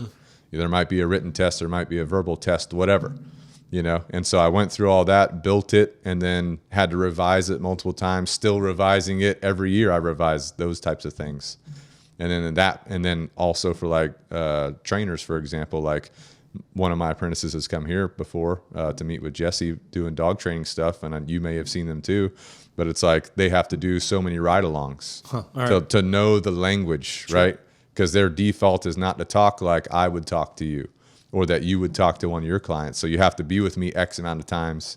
You have to be able to talk like me, think like me, you know, and then, you know, for what we do, I think for like a trainer and like someone that probably operates your equipment, I would try to tie that pay that they're getting to like the work they're doing. So some type of commission type pay. Sure. So if there's a down season, you know, then there might be little pay coming in because the commission is linking them to their sales or whatever, however you want to do it, you know? I kept my guy on salary. Yeah. Even on the, I mean, Yeah. And that can benefit a lot of people too, you know, but as you start growing, that problem set gets a little bit more difficult, I think. Yeah. So. With one guy, it's pretty easy to supplement 8 weeks of pay. I mean, he was making like 10 grand a year as like a part-time delivery guy. Yeah. You know, so we're talking maybe $1,000 that was paying out. Yeah. But it was almost like a reservation. Yeah. You know, like, hey man, like I'm paying you $1,000 in August because I need you here in September. Right. And he even told me, he's like, man, it's so nice to have that paycheck coming in on those off weeks or the down period because he's like, man, it's tough to go find other work. Right. Again, it just goes to show you how hard it is to hire that person because for 8 weeks you might not do anything. I know, and that's the thing I had to do with my people is like as soon as I hire them, I start financial training with them. So it's like, hey, do you have a budget? Do you have an emergency fund? If not, do you have debt? Interesting. You need to think about your personal finances because personal and professional are interlinked to a certain degree. Yeah. And I even train my hourly employees, which are just my assistants on financials. You know what I'm saying? Through what? Just myself. Yeah. I built like a document, like a PDF, and I'm like, hey, here's some principles that I've used in my life to help me, you know, get some financial freedom by having financial discipline. You know what I'm saying? And it helped me, so maybe it'll help you. And that's up to them what they do, you know, but I'm trying to give you information to be ready for that rainy day. You know what I'm saying? So anyway, that's some stuff that I've tried. I think that's smart from a business owner because if you can keep your employees financially stable, they're not going to go looking elsewhere either. Well, plus, I don't want to see people struggle. Like I struggled for a while financially, you know, like going to college, you get debt. You know what I'm saying? Getting like going into the Navy, you start getting paychecks. You're like, I got all this freaking money, you know, and then you get into debt, you know what I'm saying? Right. So it's like I made a lot of bad decisions. And of course, like me and Ben are brothers, and our dad did talk to us about finances growing up, but you don't listen to your parents like you should. You know what I'm saying? So, you know, there was like another guy that was in the military that kind of coached me on some financial stuff. And luckily I listened to him. You know, so I'm like, well, hopefully someone will take what I'm saying. And not that I know everything, not trying to say I know everything, not trying to say I'm a financial advisor, but some things to think about depending on what your goal is or whatever. That's what I tell them. I'm on board 100% with that. Actually, to go back to the bike trip, when I didn't listen to music, what I started listening to when I was in the most debt I was ever in was Dave Ramsey. Oh yeah. And what I would listen to I would listen to hours of people calling into the call-in show. He hammers them too, bro. He kills them, dude. He's like, you idiot. Can't believe you spent that money. But what it did is it showed me like there are people just like me making the same dollar amount I'm making who are in the same amount of debt, knocking this shit out in 13 months. Yeah. And I was like, okay, I just need to listen to a few more of these and understand how people knock debt down and understand, let's start looking at, I didn't read his books. I didn't follow his snowball. I didn't follow any of that. I was bartending. And then every night, $250 came in, paid off credit card, $250. I would keep 50 for like some groceries, but mind you, I had event kitchens and the candle business. But you go down to minimal like expenditure, you know? Me and my wife did the same thing when we were getting out of debt. We were eating peanut butter and jellies 3 times a day to survive. You know what I'm saying? Absolutely. I mean, and it sucks going through that process. It sucks getting yourself out of debt. But I think one of the coolest things when you do that, what you don't realize you're building during that time frame is a very strong discipline to your finances. So that when day 0 comes where you've paid off that debt, and I say 0 because now you can start building on day 1 with positively, all that money you're dumping into debt that you lived without the last 13 months, you can start building a nest egg. And the swing from being the most debt I've ever been in my life to being my highest net worth is a very small window. When I started paying that stuff down, as soon as I hit 0, it was like, we can just start monthly automating that same dollar amount to go into investments. And then you start increasing that over time. And but I think that financial side, man, I got like a whole nother podcast in me about that. What kind of investments are you into? So I'm in, through business, I've got the SEP IRA. And then also a Roth IRA. I use an Acorns account, or just a brokerage account that they basically have 5 different tiers of investing. I'm in the 4th one, which seems to be pretty heavy on like large S&P stocks. You know, they do have large international, small international bonds, and then they have a small crypto fund as well. I started that Acorns account 13 years ago, $20 every Monday. Really? Yeah. And it grew pretty good. I mean, at the end of this year, we should hit a pretty cool milestone. Nice. And I'm like, that's awesome. I'm like so ready. I'm so like 13 years of investing. I think it's been 13, if I'm right. Did you know when you noticed I don't know if you know off the top of your head, but they say that you really start to see the compound interest take effect around year 8 or 9. Do you know if there was a significant upswing at a certain point in your investment portfolio? Yep, basically around that point. Really? Okay. It built, and then all of a sudden you started kind of seeing more of a hockey stick growth to it. That's cool. You could definitely. How'd you feel when you saw that? It was pretty cool to like log out and log back in. I mean, eventually you're checking it like daily. You're like, oh my God, I got $41. Oh my God, $72. You start getting into like, higher numbers. You're not checking it every day. And you go to check and you're like, oh, it's up $5,000. Like, oh, it's, I'm actually at the point now where they invest pretty heavily in VOO, which is Vanguard's S&P 500. To the point now where the dividends from that Acorns account yearly equals 1 month's contribution, right? So now every year I'm actually contributing 13 months worth of investments. I do my 12, but the dividends are that 13th month. It equals 1 more month's worth of investment. This year I'm hoping it bumps up to about a 14th month, so 2 extra months of investing. And I've tried to play the stock market. I've definitely got some crypto, and and I've got some home run things that some things that I'm like, hey, it'd be awesome if those hit. But I think the Monday contribution to Acorns will be eventually what will be my nest egg. I don't think I'll never pull $1 out of there until necessary. And I have kind of like the same thing. I have a simple IRA with the business, Roth IRA that I started way back when I was in the Navy, still doing that. And then I have like a Charles Schwab brokerage account where I have a bunch of individual stocks and ETFs just based on my own research. And I kind of break it down to 2 things. Like I'm like the Roth and the simple IRAs are like my long term because you can't touch those till you're like late 50s or whatever. So like if you touch those ahead of time, you're getting penalized. So you ain't gonna have that till later. But that brokerage account, kind of like your Acorns, I think I'm putting as much excess into that I can. And I basically do it every time I get a paycheck, which is twice a month. I take a portion of that, it goes into there.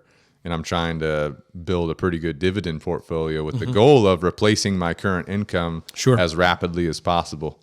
So I've got some investments in there trying to build up the dividends, and I should hit my mark here 15 years from whenever I started that account. I don't remember when it was, but I'm not at year 8 or 9 yet. But that's what I'm looking at, is 8 or 9 is when the compound interest should take effect, and those dividends are reinvested, so it's kind of like doubling down on what you're doing. Actually, when I pulled my dividends for Acorns this year, I was curious what it was. And it was this 2022 when I was like, oh, I got a full extra month of, that's awesome. That's pretty awesome. Yeah, like, that's awesome. It's like I got 2 extra free paychecks because, when I do get my paycheck, the pay yourself first rule. It's like my investment money comes out first and then I get the scraps, personally get the scraps. Yeah. It was pretty cool. Maybe I went back and tracked like the last 6 years of dividends. I was like, let me just see what that was and see how much I'm jumping each year. And you could see the jump. I mean, it would be like $50 this year, $150 this year, $250 this year, Yeah, that's cool. But that's I mean, hell, cool, you get my goal right now is I'm actually kind of looking at some of these ETFs and particular stock dividends where I'm like, the realty. I'm trying right now to get to enough shares, which I think it's 244 or 232. It changed, but it pays you out 1 share a month. That's basically what I try to do. I pick out like a stock, and I follow the YouTube channel Dividend Bull. I don't know if you've seen him. Okay, I may follow him on Twitter. I actually follow DivTwit a lot. Okay, definitely check them. He's into like the high dividend payout ETFs and stocks. Sure. And he goes into deep analysis on it. But anyway, so like Realty Income O is like one of those. Sure, it pays monthly and it's great. Yeah. Exactly. So I pick out like one, and there's a bunch of them that are super cheaper, that are like cheaper too, because I know Realty Income sits around $60 these days, right now, And it's down now. It's on sale, Yeah. But I put in every quarter on that. So I'm like, man, I almost pulled the trigger and bought some the other day when it dipped into the 59. So I'll wait. I'll stay on my every 3 months. Yeah, but I bought some other ones too that the guy that runs that channel is talking about, where it's like, a cheaper amount. So I'll get that to start buying 1 share a month with its dividends. Sure. Once it buys its own share a month, I stop investing in that one. I pick another one. Exactly. It's kind of I'm just trying to get them all on autopilot going. As soon as they hit 1 share a month, boom, I'm investing in another one.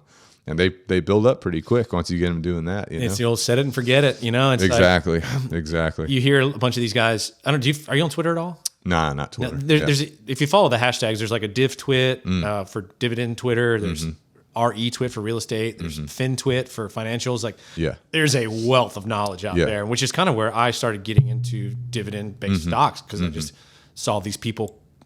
First year I got $50. Everybody laughed at me. 5th year I got 500. They said, okay. 10th year I got $5,000. They were like, what are you doing? Right.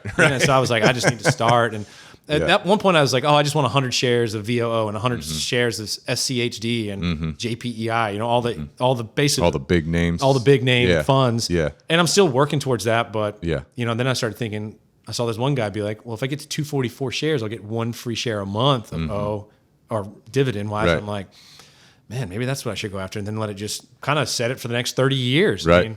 Right. At some point, it'll double up. I mean, it ain't a get rich quick thing, but it's like if you do the math, it like makes sense. Sure. But what is good get rich quick? I mean, because we've all tried them, right? I mean, you would think that real estate's get rich quick. That's what most people want you to believe. Sure. I don't really think that's it. Like I said, me and my wife were looking into Airbnbs for a while, but it's like, to me, it's just too much, too many things going on. No, and I think too, like when you have a business like you do, that is generating good flow of cash. Right. Like I'm not saying why would you go take that on? Right. But it's almost like, why wouldn't I just focus this a little bit more? Exactly. Hell, I can go do 5 more dogs a year. Exactly. And make the same net profit. Or I can go rent 100 more ovens a year and make the same net profit. And it's like, I mean, Patrick Bet David, you know who that is? Valuetainment guy. Yeah, I feel like I've seen stuff pop up more and more on. I've watched him a lot. When I was building the business, I was watching him a lot. Okay. And one of the things he was talking about was like, hey, a lot of entrepreneurs, they have like 5, 6 or whatever ideas. Sure. How about you focus on one, get that stream to be solid. Then if you wanted to, you could move to another one. Which is, I mean, Vin Kitchens is an incredible example of that. Yeah. The moment I sold the candle company, which was 2 months after the other company didn't want to rent equipment anymore, and I still was bartending once or twice, but then I started picking up daytime events, and once I actually was like, all right, Vin Kitchens is it. We're solid. Let's just go with it. I mean, but hell, I've probably taken this way too slow. I mean, people probably look at me and be like, you didn't take debt. You didn't grow fast enough. You didn't buy trucks fast enough. You didn't get I think the same thing, but it's like everyone has their own journey, and like some people want to go that route where they're getting a bunch of crap at one time. They're taking on a bunch of debt.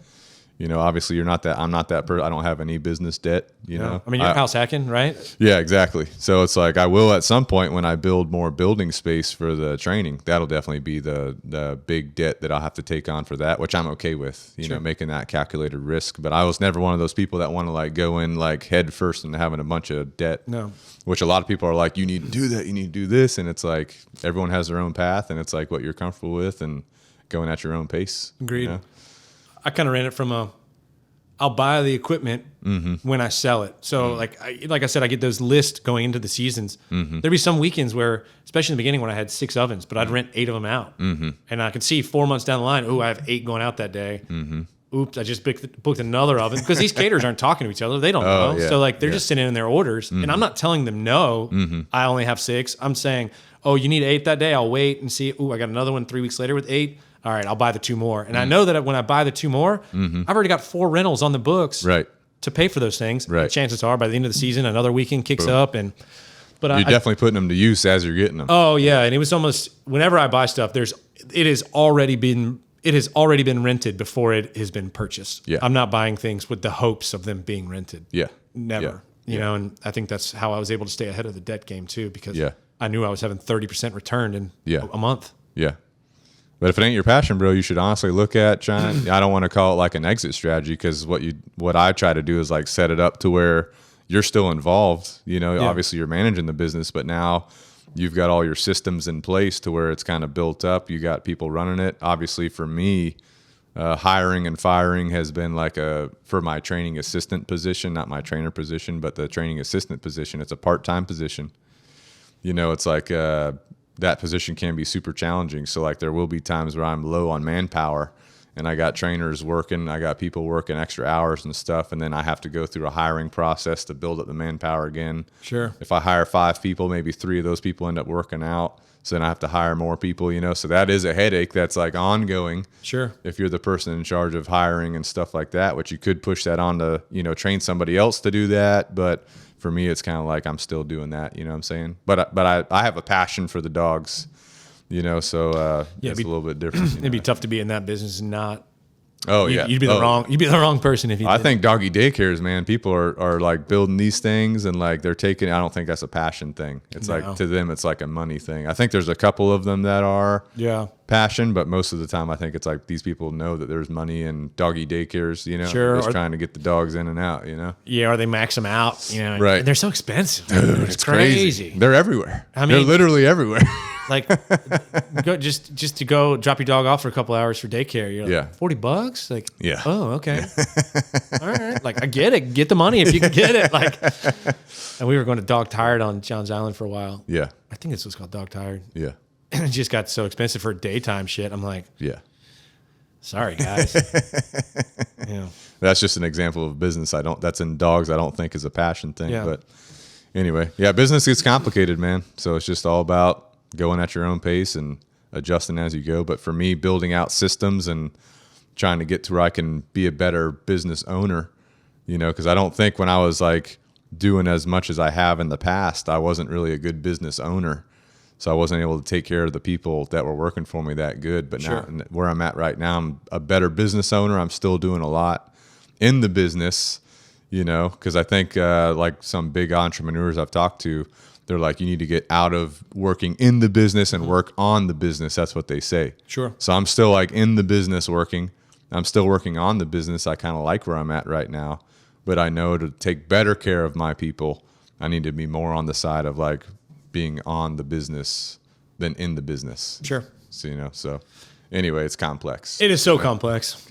I do. There's no right answer either. No, there's not. I mean, I think I'm aware that I need somebody in the truck with me. Yeah. If I can get somebody in the truck doing those extra hours, then I'll be fine. It's just depends on where I want to take it. Yeah. Good to go, bro. Yeah, man. Well, appreciate your time. Hey, this was awesome. Coming out. Yeah, it was really cool. Real quick, before we wrap up here, the podcast is sponsored by Canine Revolution Dog Training and Canine Revolution Apparel. So we do have the apparel. Nice. So if you want a good to go shirt, you can go to Amazon, check that out. If you need dog training, you can hit us up. We'll help you out. Also, Event Kitchen with Marc. Yeah, if you guys need some ovens or rentals, let me know. Yeah, and the Charleston area is your primary, right? Yeah, I mean, we work Charleston, but I mean, I was in Pawleys Island yesterday. I'll be back in Myrtle Beach tomorrow. I was in Savannah a couple times last couple weeks. Yeah. If it makes sense, we'll go. It's kind of been my mentality. Although this is the year of saying no. So if your event does not fit in my schedule, I ain't doing it. You got any major endurance athlete events coming up? I don't. I got a buddy who's doing the 29029. Yep. And I was chatting with him, and You're coaching I got him. the itch. Yeah, You're coaching him. I got the itch to like do it again, but no, I don't have anything this year. I think Jess and I are going to go hike out in Colorado for. Nice. We've got like meeting her family out there. Yeah. The last 2 years we've done some really cool like 40-mile through hikes. We did one in Colorado and then one in Washington State, and Yeah. those are a lot of fun. Like 5 days camping overnight. Oh, yeah. Just, point A to point B. No loops, just in and out. And Yeah. But no, nothing this year. This year, kind of, the last 2 years have been good. This year, I'm kind of taking it easy and do some traveling, visit some family, and then I don't know. I think that challenge that I'm looking for, it may be that I do just like doing those physical exertion challenges. Yeah. And maybe that's what I just need more of those in my life to like. Yeah. I don't know. I'm an athlete. You ever hike the Palmetto Trail? You know that one? No, but I know of it, right? It's Yeah, like- it like goes the whole state. I'm pretty sure. Yeah. From I think like Low Country all the way up to Greenville. No, I know they do that. There's a bike trip, and they also do a road race that they do. Oh, really? The Palmetto 200, I think they do. They basically start at the upstate and then finish on the coast. And I have not done that, Yeah, that'd be easy for you. I guess, right? I mean, I'm definitely not in shape You do that for in a it. day, you know. Any of those things you got to train for, It's like, You still got the bike too. I do have it. Put some WD-40 on it. yeah, you'll be good to go. it needs to go back to Trek is what it needs to. So good to go. I did like hearing you talk about how your ovens were made in America, Yeah. and we support America. Yeah. So these drinks right here, Clean Energy, made in America, sourced in America, made by Jocko Fuel. So Jocko Willenick, right? yeah, Jocko Willink. Yeah. So if anyone wants to support themselves and support America, they can go to jockofuel.com, use promo code SINGER101 for 10% off. You'll be good to go. You'll have the clean energy, and you're supporting America.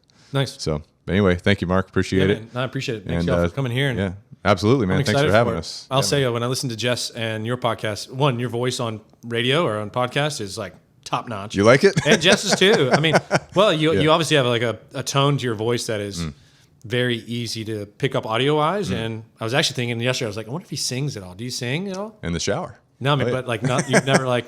Oh, not for like. Oh, I choirs have or- done karaoke. Okay. I have done some karaoke. That's not good. No, it's not I good. miss some of the notes as I Fair have enough. to get up in the Nope. pitches or whatever. That you is know? because you're in that lower register. Yeah. No, I just was thinking you hear podcasts and like it can be tough to get through the podcast because the actual person speaking doesn't realize they don't have a radio voice or it hasn't been trained, Right. But no, actually the quality is super, super good. And Appreciate it. Well, that's Ben, the audio engineer. oh, awesome. Ben's kind of the jack of all trades. He's creating the social media videos. He's recording the videos. Okay. He's engineering the audio. He's editing the videos. It's a full-time job. I come up with some crazy ass ideas, and he has to like put them together. It's good to have Have that you guy seen on the your car team. wash video? Have you seen the car wash video? I don't think I've seen. Bro, I'll have to send it to you. Okay. We can do a rerun on your truck. We'll wash your box truck for you. And what do you guys do? Just video it? Yeah, we're just basically in Speedos washing the truck. So Oh, fair enough. I've not seen that. I definitely have not seen we'll that. definitely send it to you. But we did just expand the production team a little bit. So Nice. because the editing that he's doing is a little bit out of hand, so we had to bring another guy on part time. Sure. And he's actually an alumni from the dog training. Oh, right on. So he's on part time. Hopefully we can grow it a little bit and get some more work for him. So I mean, just doing my fishing videos. I mean, I'll spend 8 hours editing. Yeah. I mean, people don't realize it. They're like, "Oh, put out more videos." I'm like, man, it took me 3 days in the field filming and another 8 hours in my house yeah. for literally no money. I've been doing this for years for no money. It's just me trying to build like family videos. Yeah. That's it. That's your passion project. That bro. is it. It's actually the last 2 big hikes we've done in Colorado and Washington. I did basically a daily vlog of the trip, so you can see us hike. You post them on that same channel? Oh yeah, Yeah. yeah. And the Washington State one, as soon as I got back last fall, my guy Nick moved out of town, so I basically started running the business on my own, and my YouTubing has Gone down. gone way down. But the first 2 days of that hike are up, but the 5 days from Colorado are up. Nice. Last And year, that- 2 years ago. Your YouTube channel, Redfish Bluetail. That's right. Yep. That's all it is. Yeah. Yep, that's it. That's it. You got your hat. Got my hat Good to on. go. Yeah. We got some merch too. Yeah. You can't buy it anywhere because we don't advertise it. But Need to get that going. Got to There you get it go. going. It's another revenue stream, maybe. Yeah. There's not as much money in like apparel and stuff as people think there is, you know? No. I mean, these hats are $15. I bought 1,000 of them. They're $15 a pop. Yeah. Something like that. Yeah. Anyway. Maybe 100. I don't know. Yeah. It was a lot. Cool, guys. I appreciate Thanks, Mark. This is Pack Talk Podcast, and we'll see you guys next time.